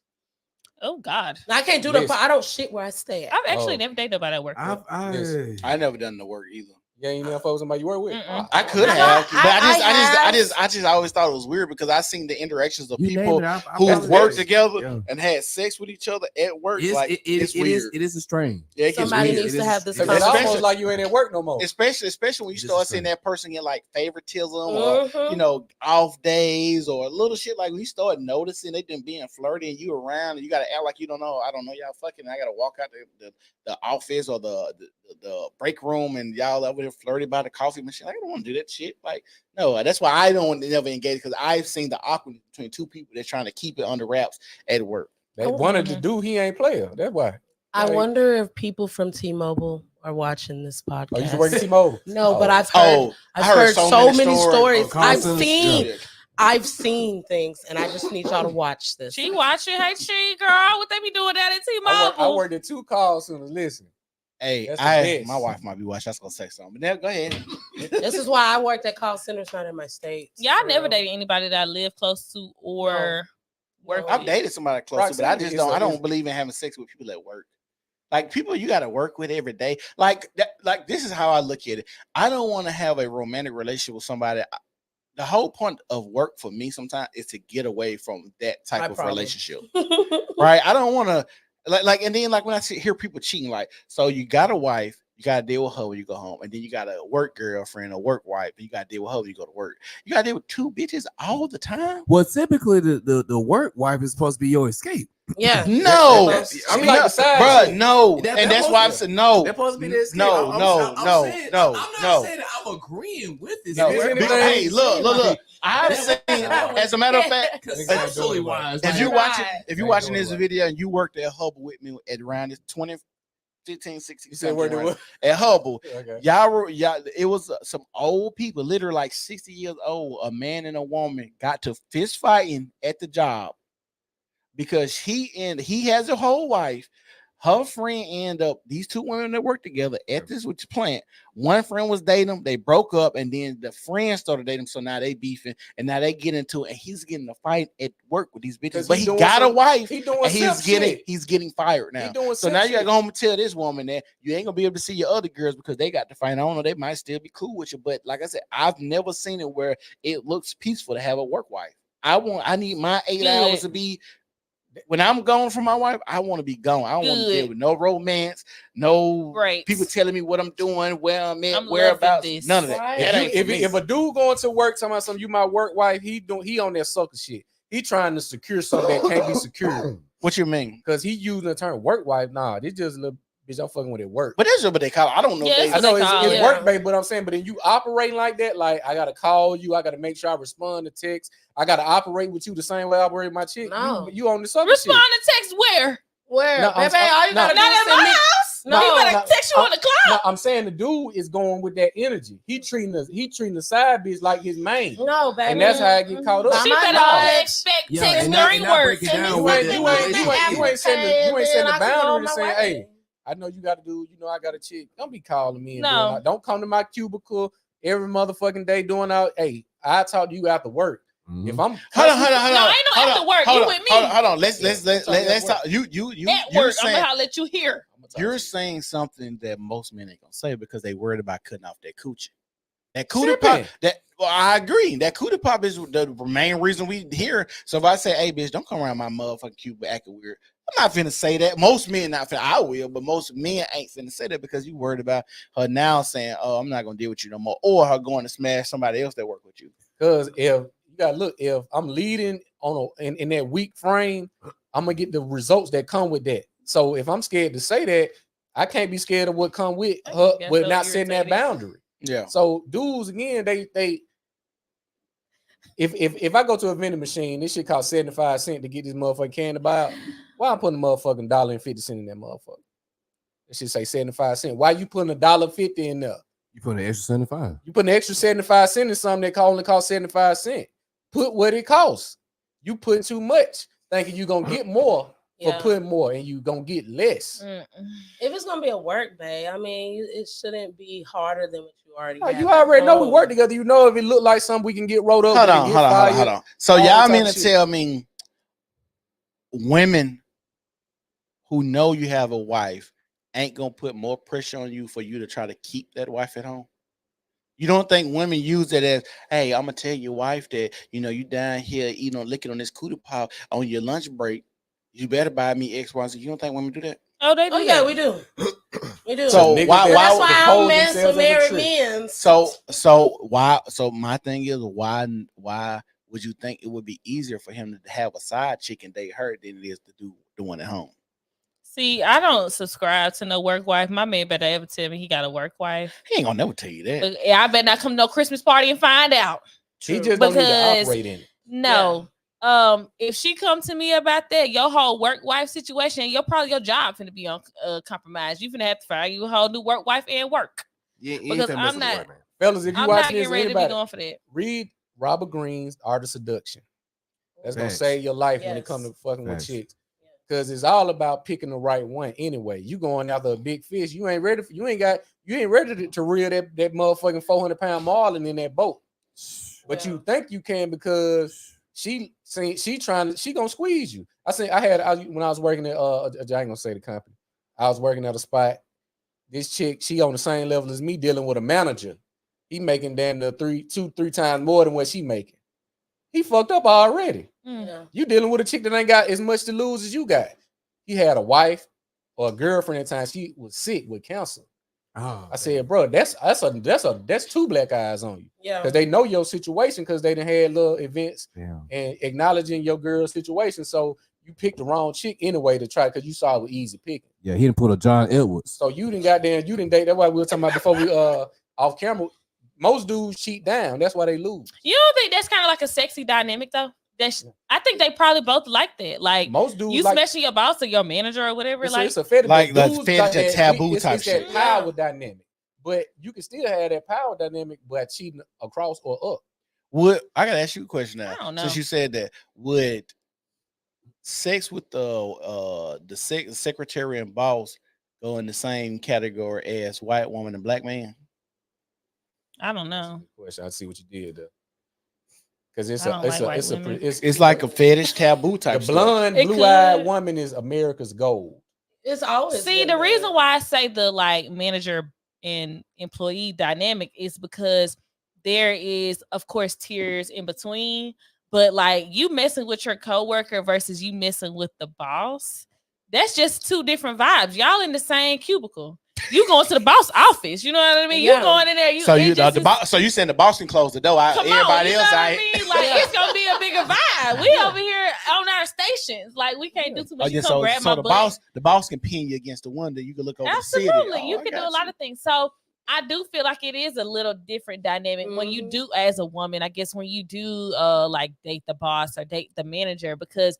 It's like they got a little bit more. You in the winning position, the boss in the loser position. That's my whole point. Yeah, she got the dude lost his job. But I think for the man, they like to be in control. They like to be. I'm the one that's gonna dictate how you maneuver around here. I'm finna pull you off your station. Come up here and do whatever. That's the nail in the coffin. You ain't in control when you go for somebody that's not on your level. For the moment, and people are living for the moment though. It's about the moment. But, so yeah, he is in control. He the one put me up in this office. He locked the door. I'm sitting down. It's look at it on movies. But the moment he go after you, he ain't in control no more. After you in control. that space, but people are not living for the longevity of it. They're going for the specific moment. That's why the dude lose and you win. Yeah, that's in the moment he's winning. Maybe when I walk out, I can go to HR. You gonna win every time. Yeah, at the end, gonna lose every time. We're talking about people who aren't looking for the longevity. You smashing someone that is your superior, that's not good for you, and it's not good for the other person. Don't nobody care about what's going on after the smash. We talking about the climax of the moment. Well, what I'm saying is the mind frame of the dude even thinking about I'm finna mess with her. Yeah. For him to even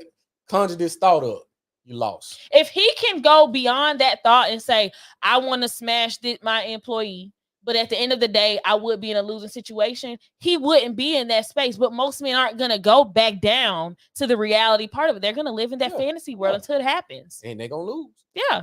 So yeah, it's just like I said. Look at Monica Lewinsky and the president. I'm pretty sure she had a great time. She had a blast. She's smashing the president. She had a blast. I mean, come on. I think, Chris. I think both of them lose, bro. I think, but they the woman win. Because now I'm finna get paid. I'm about to get sympathy. I'm gonna get. Think about Lewinsky, dog. Like she's like the name Lewinsky is a laughing stock forever, bro. Yeah. Like, Yeah, it like is. she can never have a normal job, bro. No. Like her reputation, her legacy is like forever tarnished because of that shit. That's I kind of see like she got to change her name, like what you call her brother did. The man, the kid, serial killer that was on Netflix. Talking about Jeffrey Dahmer. Jeffrey But you know, Dahmer, yeah. sometimes they won't let you. You get your name changed if you have done some big thing that you're recognized publicly for. Some judges will not let you change your name. But the brother did. But he could change his name because he wasn't involved. Yeah, And then, that's what and I'm his saying. mom That's what I'm had from that situation they were separated. Yeah. You feel me? The mom took the younger one and Yeah. this was like deuces. But like if his parents tried to change their name, the judge probably would not allow them to. But yeah, like you talking about the name change. Like our girl Corinne Steps, she trying to go by Elizabeth Overton now. Oh yeah. She trying to change her name. She was forever going to be Superhead. You ain't going for that. No, you still Corinne Stephens. What? Yes. She got a whole new thing now. What is she doing now? She got a podcast. Yeah, she got a podcast. Is it good? Nah. I ain't If gonna you lie. I ain't hope I don't dropping never the end up- dirty details of what you was doing, I don't want to hear.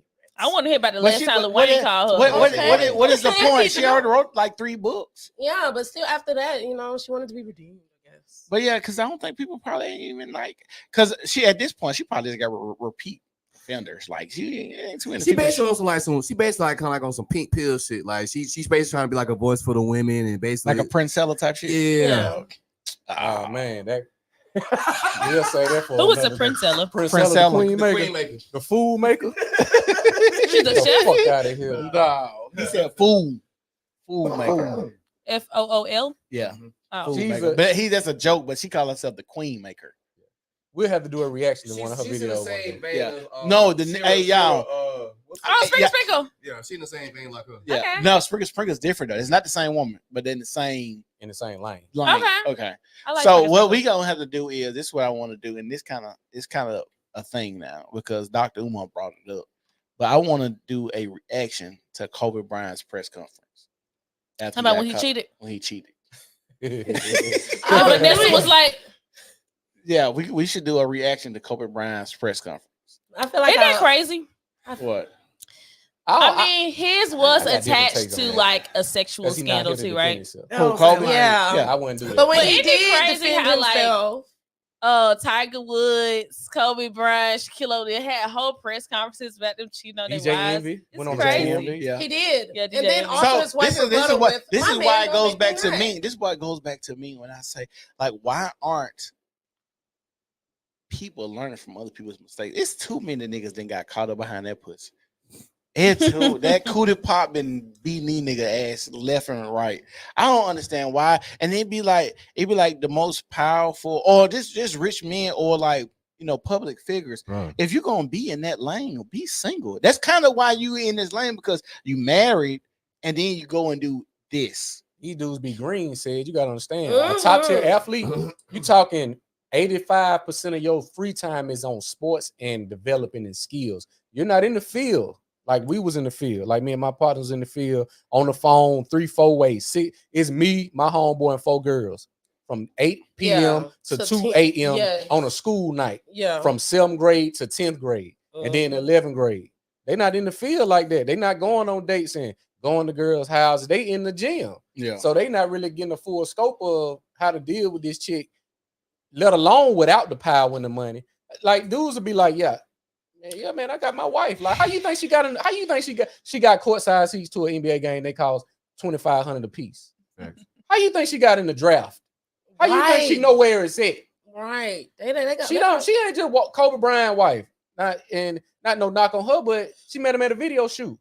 You don't think she knew Kobe Bryant was coming over here? Yeah, the East Siders. You gotta know, like these dudes be thinking they got this allure about them. Like, bro, you a fish.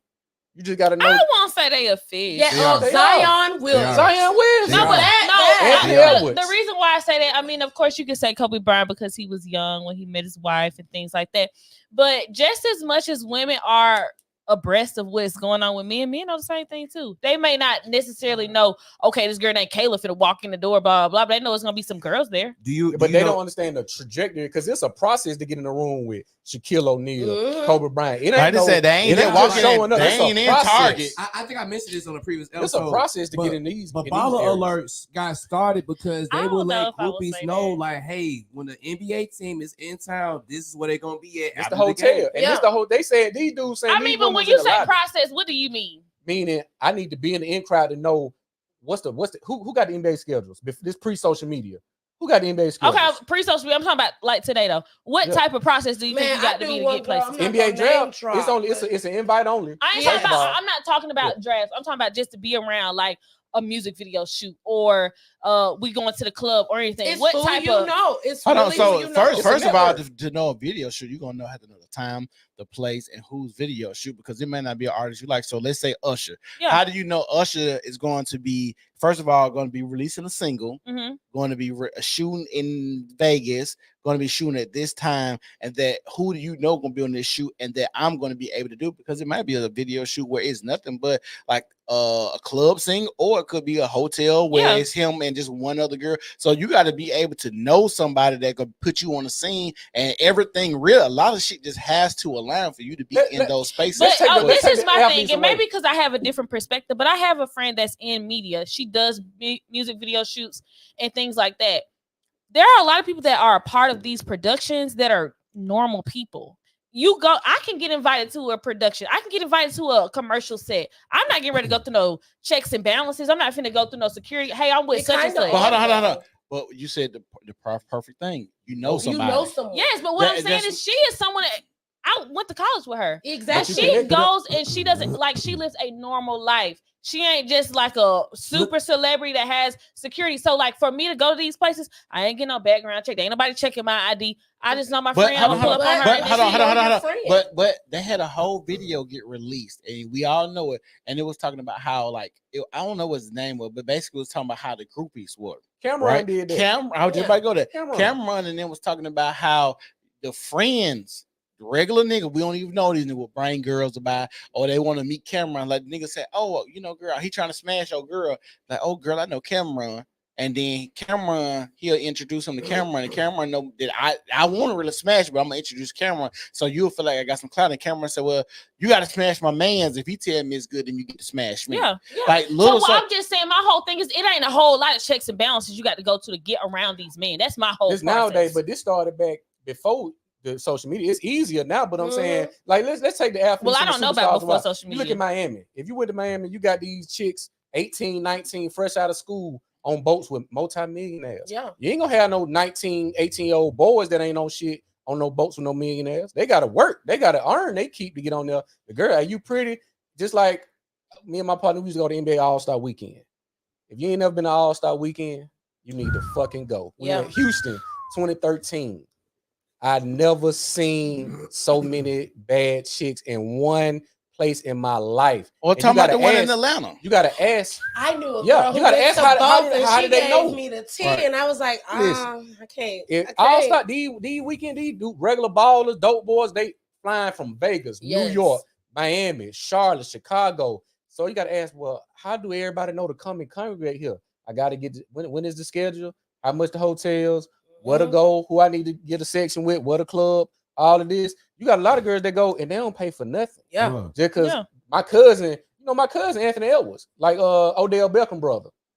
He do skits on YouTube, Okay. and he got Odell Beckham and Drake in his skits. He already turned just because Odell Beckham his brother. So he seeing this like, hey, this chick saw you, my brother. She want to come, whatever. Got 10 chicks automatic Yes. because they had to start here. They couldn't go straight to Odell Beckham. They had, hey, this the brother You gotta first. start. Yeah, you gotta start with So- somebody. That's Hey, what if y'all watching the video, make sure y'all like the video, follow the page, and also share the video. Shares help out a lot. I see we got 12 people watching right now. People coming in. Do anybody know Taylor? That's my sister. Oh, Hey, Pooh. hey Taylor. Taylor Port. Don't do my sister. Taylor, what are you leaving behind in 2023? Let us know in the comment section what you leaving behind in 2023. If y'all watch it, let us know what y'all leaving behind in 2023.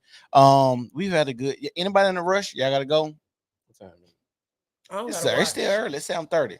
It's early. Man, nobody got to pop that cat real quick or slang that Peter Walker. No. Oh, So okay. I got We already in this morning.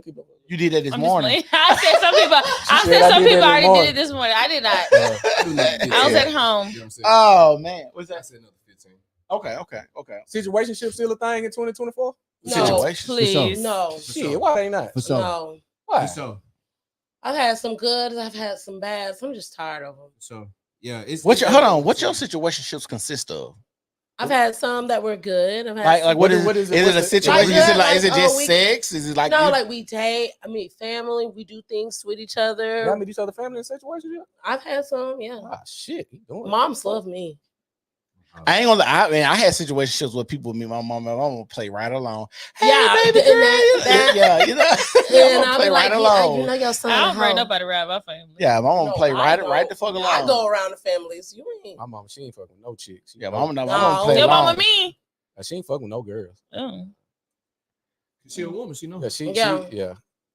I like the nice mamas. Love my I mom. don't like Cool, the she'll nice. speak- Those be the She ain't fake about the ones. politics with shit. Be like, hey, babe, like, And that's it. Yeah. ain't no. My mama, she's so player with. She's like, girl, he must really like you. He'll never bring nobody to the house.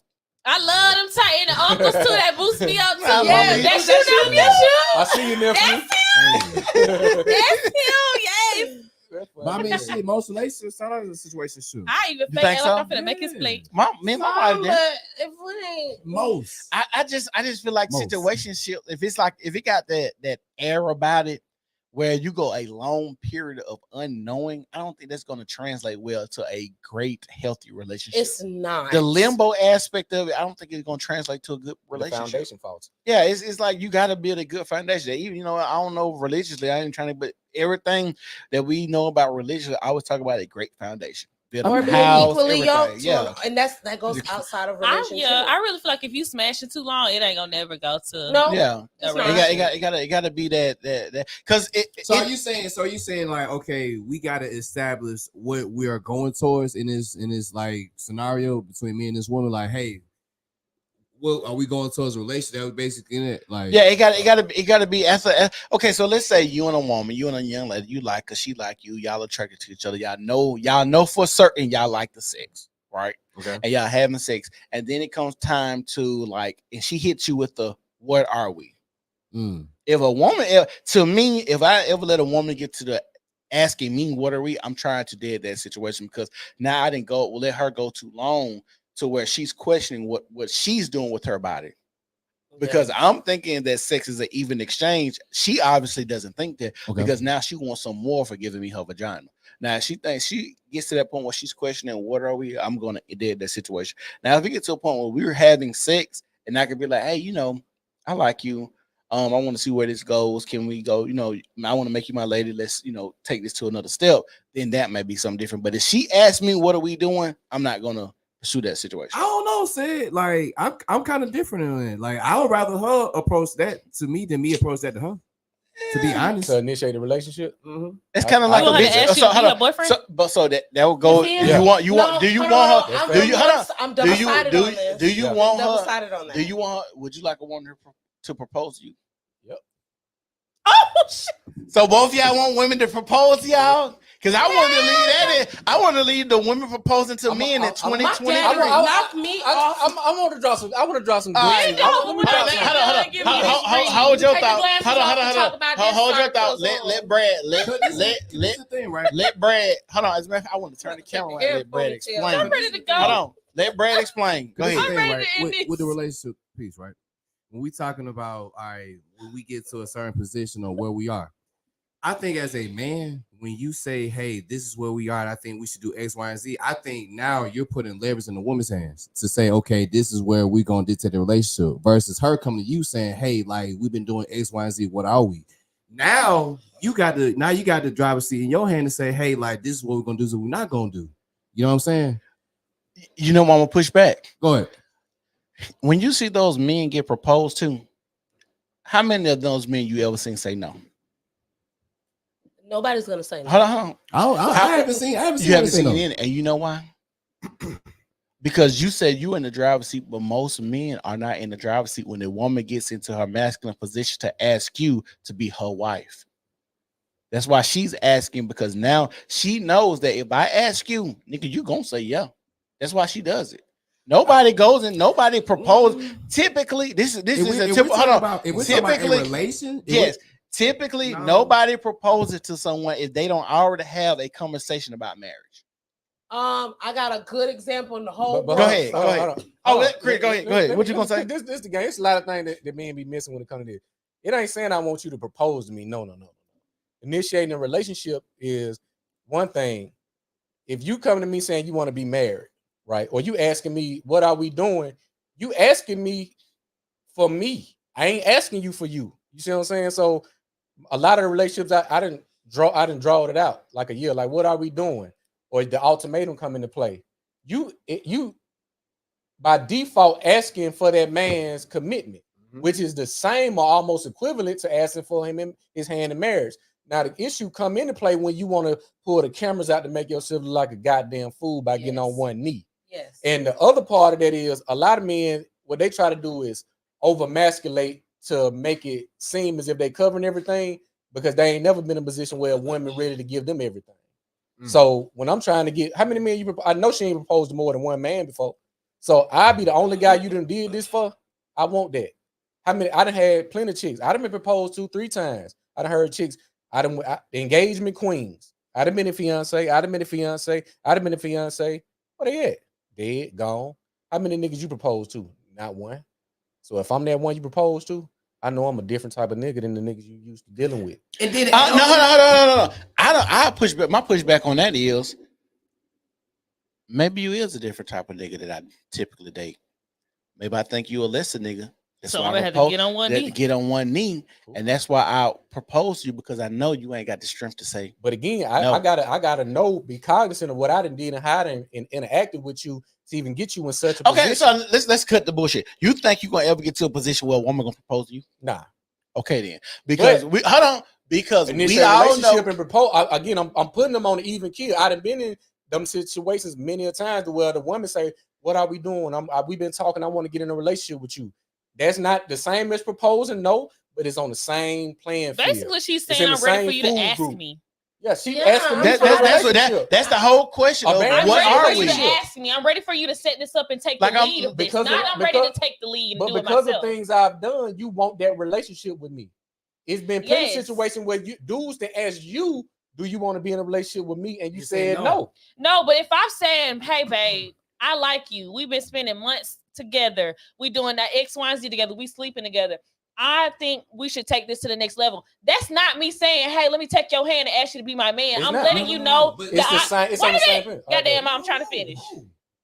I am saying that I am ready for you to take some initiative. I'm recognizing that we're in this place together. I'm recognizing I feel like your vibes are here. I'm letting you know, baby, I'm ready for you to go ahead and move the carriage forward. I'm not saying I'm ready to ask you to be my man. That ain't never been a conversation. Okay.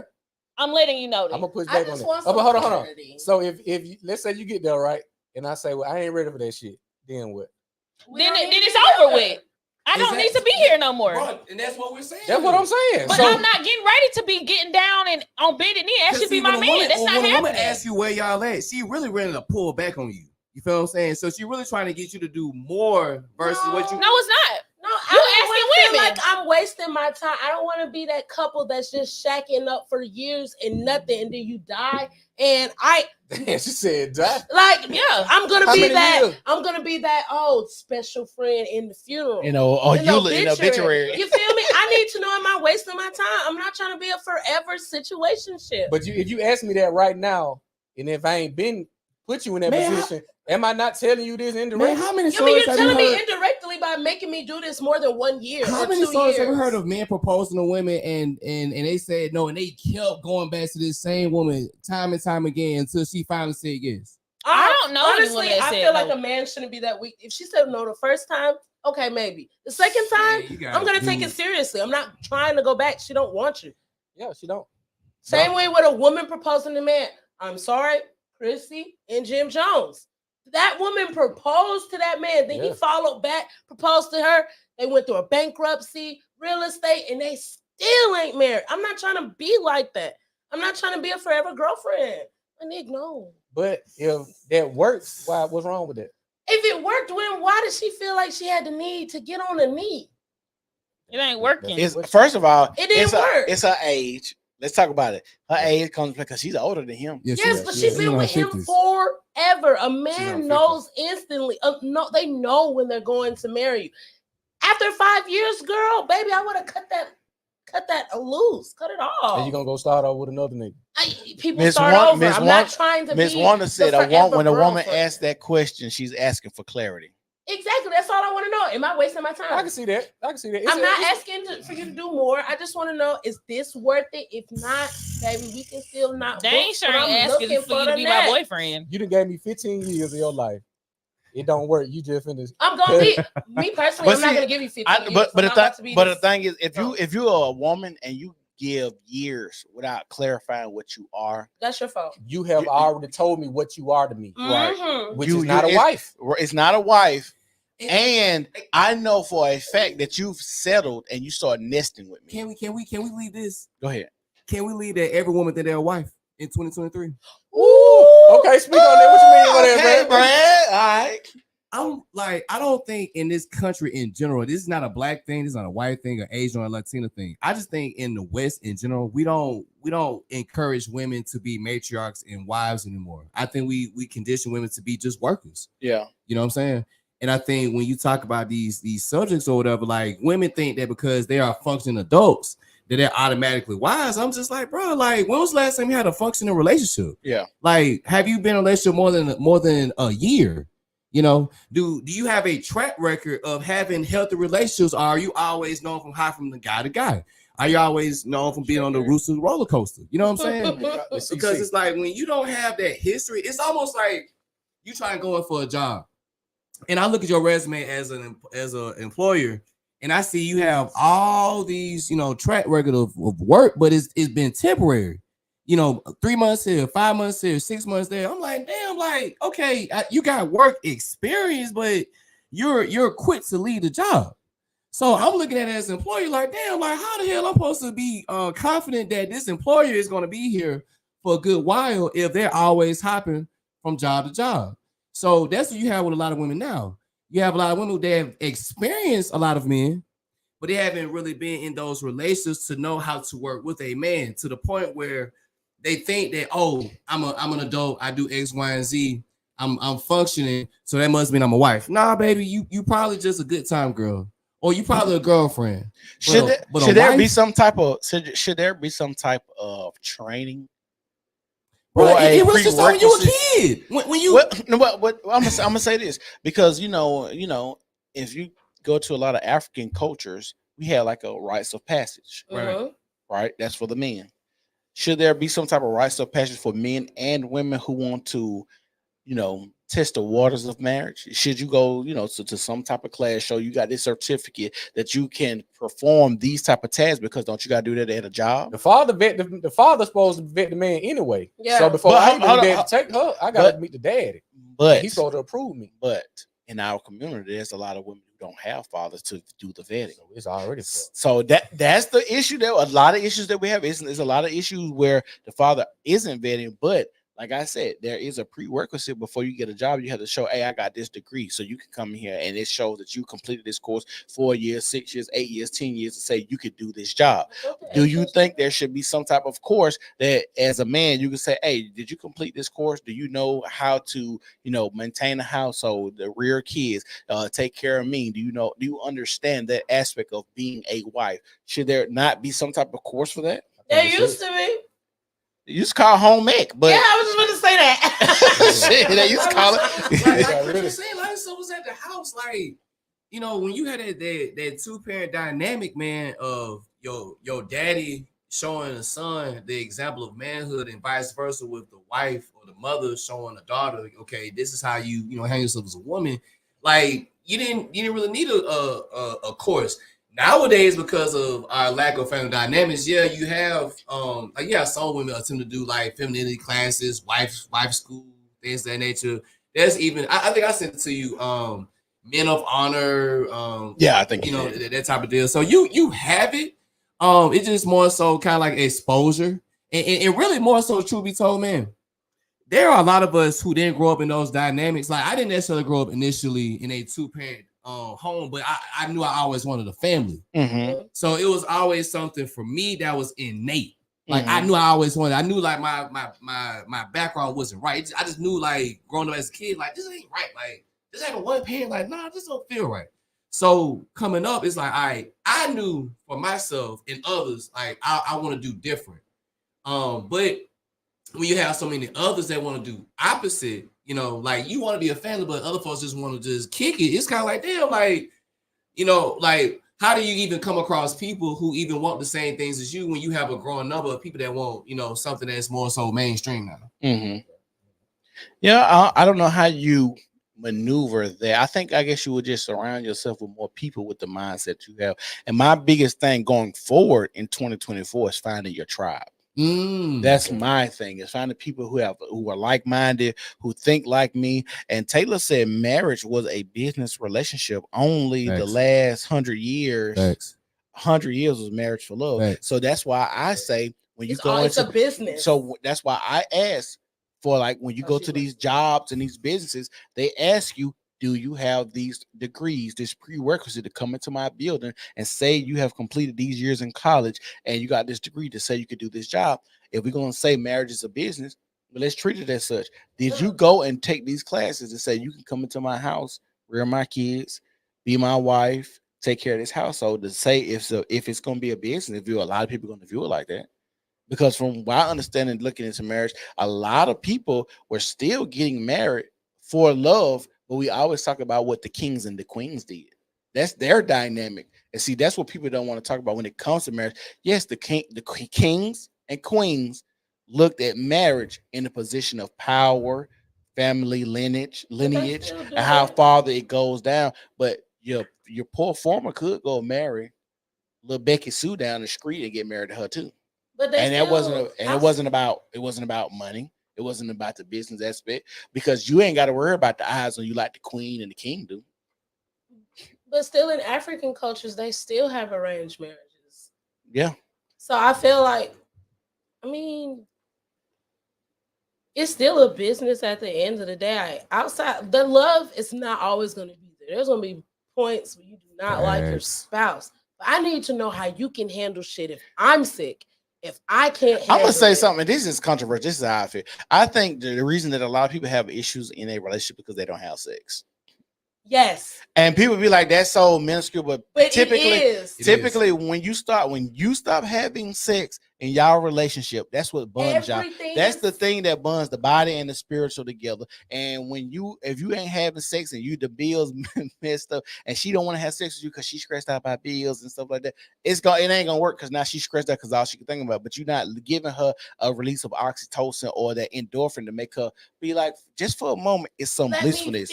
Like find something that's good. When people are in a relationship, they start having sex. Because everybody I talk to, when they talk about divorce, they stop having sex. When they talk about breakup, they're not having sex. When it's always, I'm not having sex. But typically, the shit that brought y'all together, y'all was fucking like a motherfucker. It's stuff that leads to the loss of sexual attraction, though.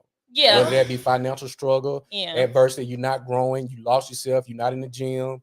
When I met you, you was ripped up. When a few years later, you got a good. It's all type of things. So okay, how much does that matter if I hit you on the second date? How much have you asked me about my financial struggles, me gaining weight, because you don't know me before the second date or the third date or the fourth date? How much of that before we actually had sex? Because we've all been out here, just for us as men talking. This is just for men. So I ain't asking the ladies because I don't need them how fast they have sex. But I can tell you, it ain't no. I'm not going on no third date if we ain't already smashed. It ain't no chick that I'm not going on the third date if we ain't already smashed. Yeah, but it ain't so how much do this woman really know about me? Sex ain't gonna determine if I want to get into a committed relationship with you. It's gonna it's gonna be a part, but it's not gonna be the main reason. Not gonna be the main reason because I got the pussy for free. How is that gonna be the main reason? So hold on. So you mean to tell me there is not men that when women say, "What are we?" and they say, "Hey, we're gonna go together," because it's not after the second fuck. Of course, because she didn't let it go on too long. That's my point. So, but hold on. But there are men who don't want to lose that cootie pop. Am I wrong? Am I right? That's true. So there are going to be men that say, "Hey, baby, we in a relationship." Those men that don't want to lose it, lose it. Oh my Because there's a mama. fear. If you got a fear of something, it's gonna come to fruition. If you got a fear of losing that pussy, it's already gone, Hey, my brother. Hold on. Sorry, It might be, it might not, Sorry, because gone. I feel like I've met men who've been married 30 years with the same dynamic that I'm telling you about. Yeah. She asked me, hey, well, what are we? I said, hey, we can go together. Hey, we've been married 30 years. Now, the dynamic of the relationship is not something that I want to be in, but you know, she seems to wear the pants in the relationship, but that relationship works for them. I'm tired of wearing the pants in my relationship. See, that's why I came with Put that on the response shirt. I did earlier, because in those situations, those dudes seem compromised. I agree. Those dudes seem like they being ran by their woman, and it's like, you know, kind of going into, you know, a different phase of your life, especially as a man. Like, you kind of want to be in control to some degree. Like, you know, you're not going to ever be 100%, but you need to have something, because you don't want to create a slippery slope. Yeah. True. You know what I'm saying? That's where I'm at with it. Like, not creating slippery slopes. But let's say I'm in the military. I gotta go get deployed for 6 months. Where you getting your dick from?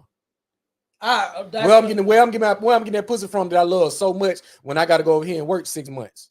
What happened to niggas in the military? A lot of people in the military. But hold on. First of all, a lot of niggas ain't. Let's just be real. My boy deployed now. Hold on. A lot of niggas. Hold on. This is real shit. A lot of niggas ain't getting deployed like that. And a lot of the deployments, they getting asked, do they want to get deployed? You talking about now? Yeah, now. Because America has been in war since its inception. We talking about now. Because hold on, Joe Biden just pulled all them troops out of Afghanistan last year for last. So we ain't talking, niggas ain't getting deployed. Last year ain't a long time ago. Niggas we talking about not deployed. They sent them, brought them home. Last year ain't a long time ago, is my point. But what I'm saying, what I'm saying is niggas is not getting deployed like that anymore. But even when they were, a lot of niggas. So, I learned this from being in the hold on. military. What's percentage of men you think in the military out of 150 million men? It's not the mass, but okay, so even when you say that, we talking about the general population of men. It's a good percentage of people in the military. We got a few holidays that commemorate them. There's a lot of people that's in the military. But you wouldn't give it 50% of men that's in the military. Wow, that's too many. Okay, so that's what I'm saying. So we talking about the general population. You brought up military. I'm saying but I can't excuse them just because they're in the military either. I can't take them out of that population of men that have to leave their woman. To where if sex, like you said, because you're making it seem as if sex is the firm foundation. But we got a big percentage. Sex is and then let's count about the women who hold their men down behind that wall in jail. Oh God, I could never. Let's talk about that. Never. Repeat. They got a whole show about jail. They're gay. But sorry to the alphabet community. What I'm saying is, you got a whole. That's not going to be the reasoning for a relationship to make it last. Sex is it's an important factor. Hold on. It's an important factor, but it's not the main factor. Hold on, we don't know. I'm gonna say this. I think this is the thing. We don't know what honestly makes or breaks a lot of relationships. We have, you know, it could be money or infidelity, all that shit, right? So those are the things we say, but we don't really know what makes a relationship. Ashanti just confirmed that she was intimate with a guy that wasn't hitting it right because she liked him. Yeah. So that neutralized the whole fact. No. First of all, wait a minute. I was 19. Hold on. Hold on. Listen. I just want to clarify anybody watching, that ain't happening now. Hold on. Okay? Listen to this. Listen to this. She wasn't happy, but he was. Yeah. But she got something else because to her, money might be more important than sex, but for her man, he wanted to have sex. I agree with you. Said. So that's what I'm saying. But you got to have sex because if she say, "Oh, the sex is garbage," what that relationship gonna be? But there's no relationship. But she said it went on.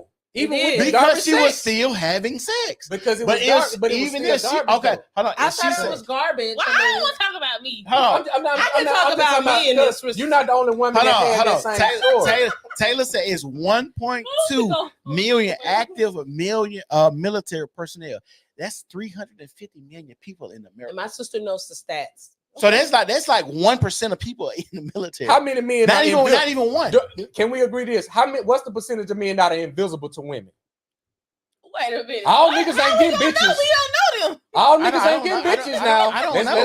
That's a weird thing because all niggas ain't getting bitches. With the military, we can at least have some stats. Again, we have more. It says 32% of vets have admitted they cheated. How many? Can you name how many niggas in your DM that you did not even open? Can you name it? Can you get a number on it? No, you can't name them. I don't because it's a population of men that are invisible. Yes. So we got a large population that ain't even in the game.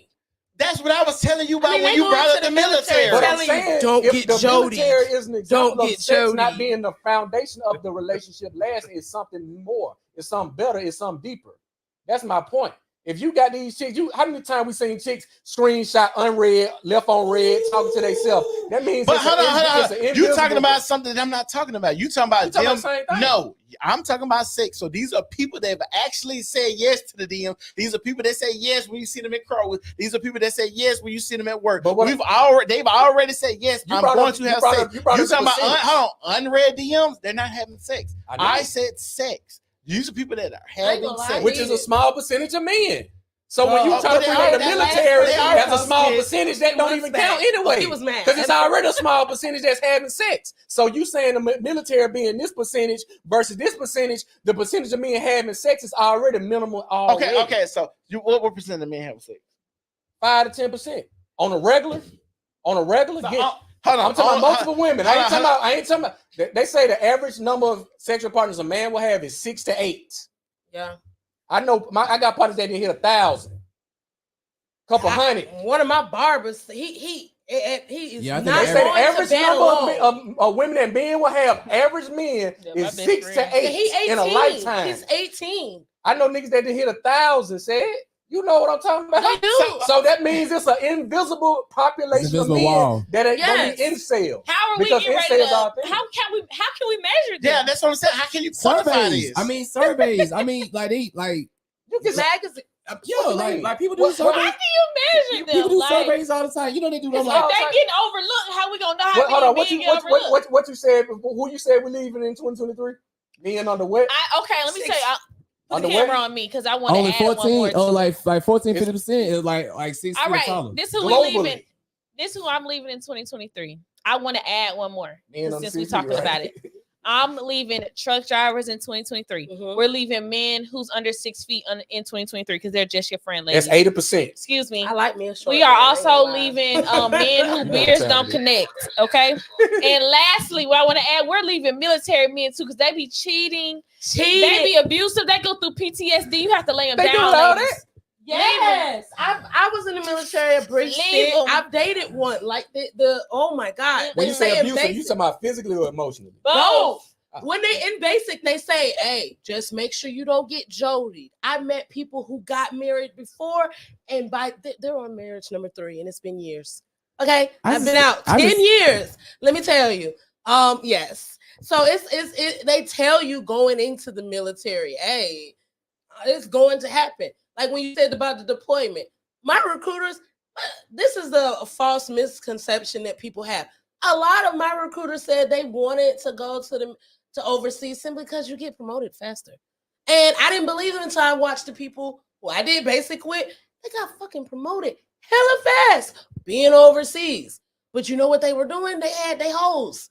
And then on TikTok, it's like an epidemic. Them Like, was the people first lying passport, about bro. being in the Oh, yeah, for field, and they're not. They're just fucking off with their military spouse. Like, I mean, everybody has hoes. They You're said not the Navy. fucking me. I'm they- not doing. They I'm said the gonna do what I Navy a want. fucking fool, boy. I need that. Yeah. Oh, on the quality. boats. You on Yeah. that wall. Oh, I know about them Oh, boats. the boat folks. Oh, you they let people worse. rock your boat, huh? No, but I had a little friend that was on the boat and he be emailing me and taking What? girls down. Yes. Yes, them Navy folks are.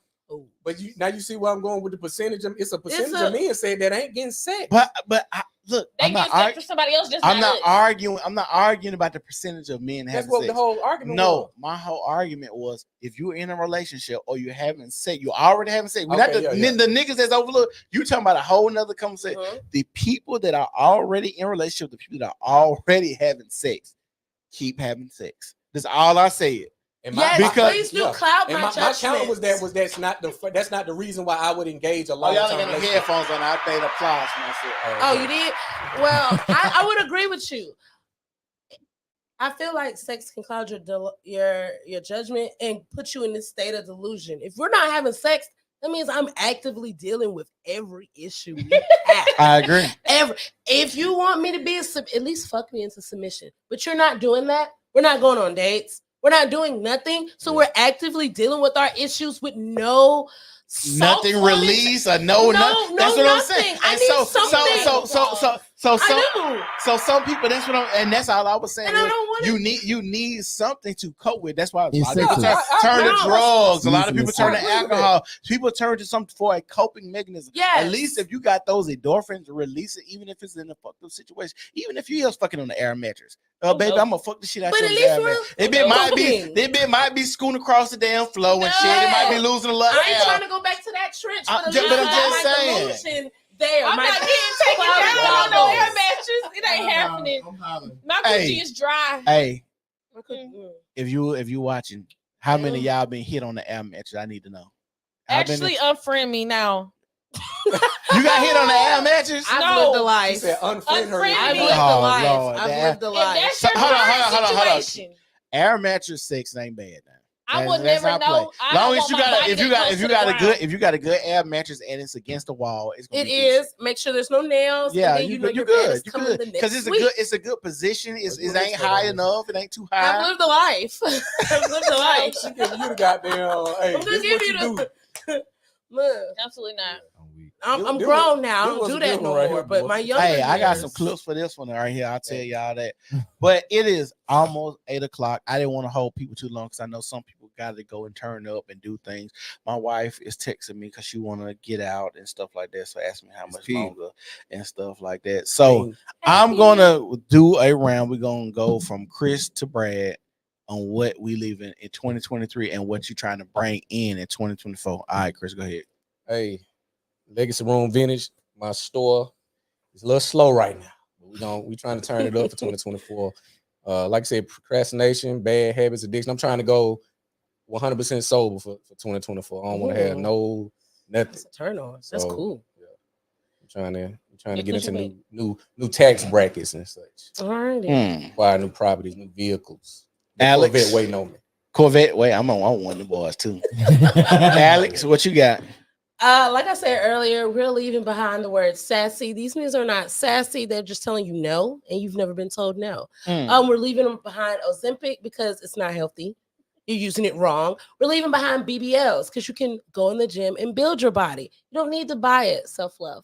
And lastly, we are going to bring into 2024 positive thoughts. Let's be positive. Please, people, because a lot of y'all are negative Nancy's.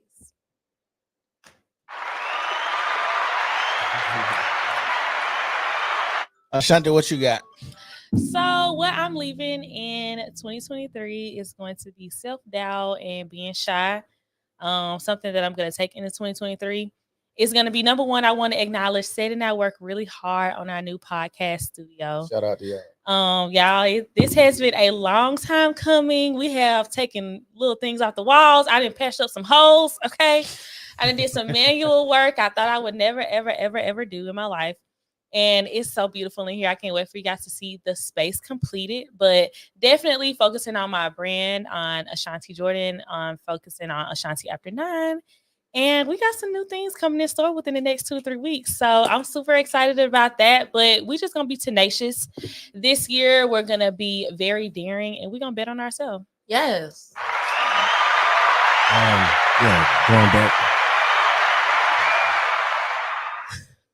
Procrastination for myself, get back into content creating, get back to my partnership podcast, my cousin, BNJ podcast, we coming forward 2024, my podcast, I got 5 on it. Just getting back to just overall being creative, tapping back into my art, painting, drawing, living my life. I told myself in 2024, I'm gonna start living my life like a man that don't have kids. Doing all the things that I said I didn't have the chance to do, or I've been scared to do, doing that and just being more fearless. Yes. Well, I'm gonna say this. I think only 5 in 2024 going ahead, only 5% of people need to get married. I think a lot of y'all that's trying to get married should not be getting married. I think we need to leave baby mama and baby daddy ish behind in 2023. I think we need to build families, relationships. I think I'm with Alex on being positive. We need to be more loving and caring. We need to look out for each other in 2024 and beyond. We need to make avenues for each other. And if you got some information, you got some game, you got some wisdom to give to the younger generation, please give it to them. You know, it's a lot of people don't want to shake the hands of the niggas wearing a poo shiesty mask. So I understand that, because you know, when I was growing up, if you wore a mask like that, you shouldn't rob somebody. But they wearing this for fashion. And I want to tell y'all right now, you know, if you see a young brother look like he misguided, talk to him. A young lady, she's misguided, talk to him. You know, have these conversations. And sometimes I know us as younger people, I'm 35 years old, and you know, I think everybody else is about the same age as me. Shanti and I'm a little younger. 29. A little younger, but you know, if you see somebody, we get old as we going to be, you know, in probably 10 years, pretty much the elders of the community. We need to talk to these young people and help them out and do what we can to do, you know, especially since I have children and I worry every day about who my children will encounter, who they would date, what upbringing the young ladies they date, backgrounds they're going to come from. But I just want to tell y'all that I love y'all. I thank y'all for tuning in. I want y'all to share the video, like the video, and subscribe and follow the page. It's the New Normal Podcast, and we gone.